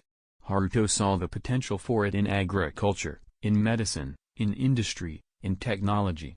An ace that could catalyze an era of prosperity the likes of which the world had never seen. But this remained a secret, a cherished vision locked within the confines of his ambitious mind. For a moment, the air remained quiet, as the suggestion hung heavily between them. Haruto was unmoving, a statue in the afternoon sunlight, his violet eyes unwavering as he met Zeno's gaze. His proposition was simple yet momentous, a call for alliance that carried the weight of the world. "Join me, Zeno." The command echoed in the stillness of the air. "Your family is powerful, but you're walking on a tightrope. Forced to accept contracts, to maintain ties for survival, even when it doesn't suit you." Zeno didn't break eye contact, his sharp gaze studying Haruto with newfound curiosity. It was as if he were seeing him in a new light, as not just a young upstart with lofty ideals but as a force to be reckoned with. He had a point. The Zoldycks had to always juggle their interests with those of the nations they served. The balance was often precarious, and the freedom they supposedly enjoyed was more an illusion, bound by the chains of necessity and diplomacy. They did have their secret weapons, but their use came with strings attached. "What can you offer us?" Zeno questioned, his tone betraying no emotion. His eyes, however, reflected a spark of intrigue, an acknowledgment of the truth in Haruto's words. "Freedom," came the reply. It was a word that promised so much, and for a moment, Zeno seemed to consider it. But he knew better. Everything had a price. In exchange for? "Be my blade," Haruto's voice was firm, not a request but a declaration of intent. His gaze remained steady, locking on to Zeno's with an unspoken challenge. The air was thick with anticipation as they waited for a response. "How is that any different than our current position then?"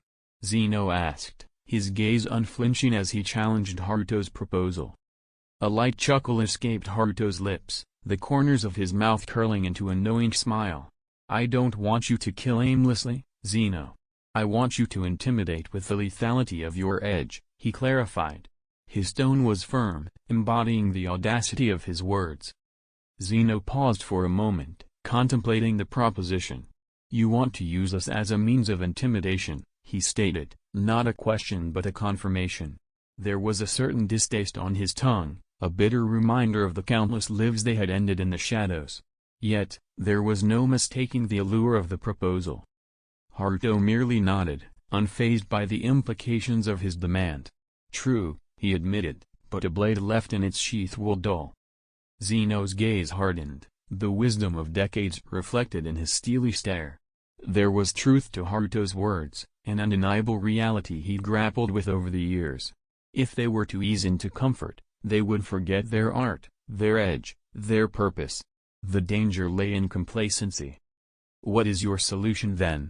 Zeno asked, his curiosity piqued.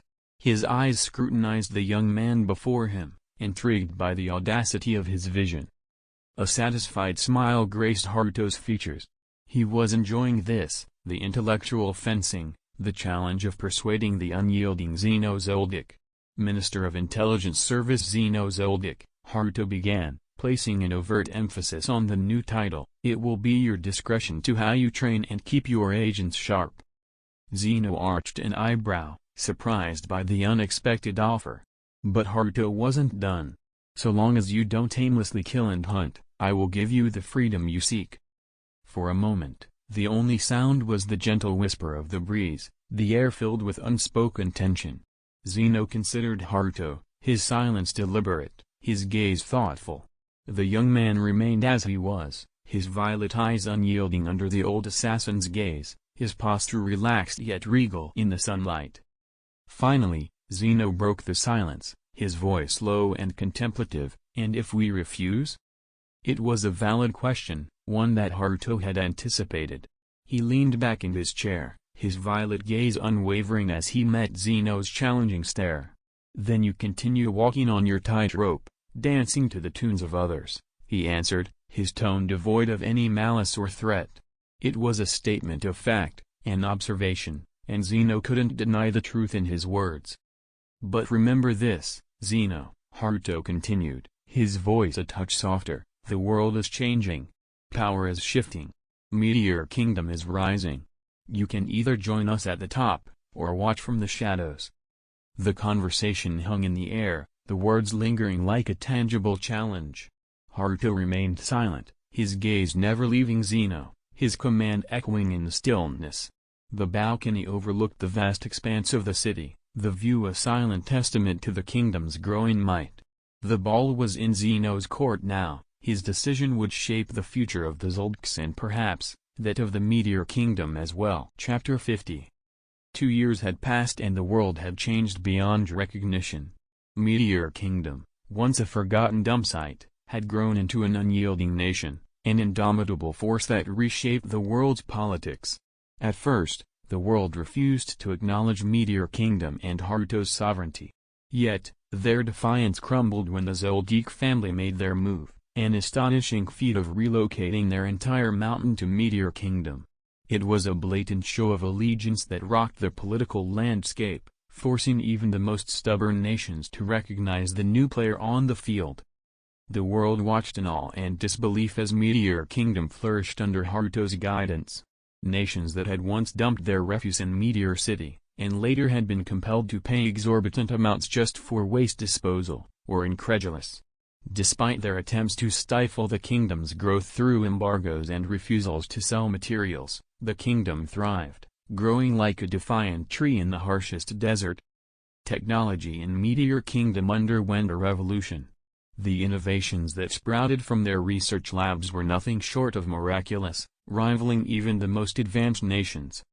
Medicine was another field that had seen incredible strides. Unconventional treatments and innovative practices pushed the boundaries of what was previously deemed possible. The health sector's growth was symbiotic with the rise in quality of life, resulting in a populace that was not only healthier but also happier. In the realm of agriculture, the kingdom's leaps were unprecedented. Where others saw a dump, Haruto saw potential. Using Nen-infused techniques, the barren lands were transformed into lush fields. The city that had once been buried under mountains of waste was now adorned with verdant farms, providing an abundance of food and even allowing for export. Science, like the rest of the kingdom, had not been left behind. Research institutions became powerhouses of innovation, churning out groundbreaking discoveries that significantly advanced Meteor Kingdom's infrastructure and military capabilities. Despite all the advancements in the kingdom, Haruto never let the comfort dilute the spirit of its people. On the contrary, he strived to mold his citizens into warriors in their own right, not necessarily for combat, but to face life and its adversities with unwavering resolve. Gone were the days where survival meant competing over a morsel of bread. Yet, Haruto was determined not to let his citizens become complacent in their newfound prosperity. In this new era, education was still a trial by fire, but instead of battling for scraps, the citizens of Meteor Kingdom wrestled with knowledge. Classrooms were bustling arenas of inquisitiveness, where young minds were forged in the crucible of discipline, philosophy, and critical thinking. Concepts and innovation were the bread they now fought over, every fresh idea a precious commodity. From a young age, every citizen of Meteor Kingdom was enrolled in an educational program, a syllabus designed by Haruto himself. It was not just about reading, writing, or arithmetic. It was about grooming a mindset, ingraining the tenets of discipline, philosophy, critical thinking, and innovation. Physical fitness was a non-negotiable part of this regimen. No one in Haruto's kingdom was allowed to wallow in laziness or unhealthy habits. The essence of this education lied in the basic tenets of Nen. Haruto envisioned a nation bound by Nen's miracle, not as a tool of destruction, but as an apparatus for growth, prosperity, and well-being. One day, every single citizen of the Meteor Kingdom would learn Nen. That was Haruto's vision. Yet, Nen, in his kingdom, would not be used as a tool of violence and power but a tool of growth and progress. As an apparatus to push the boundaries of human capabilities, in agriculture, in medicine, in industry, in technology.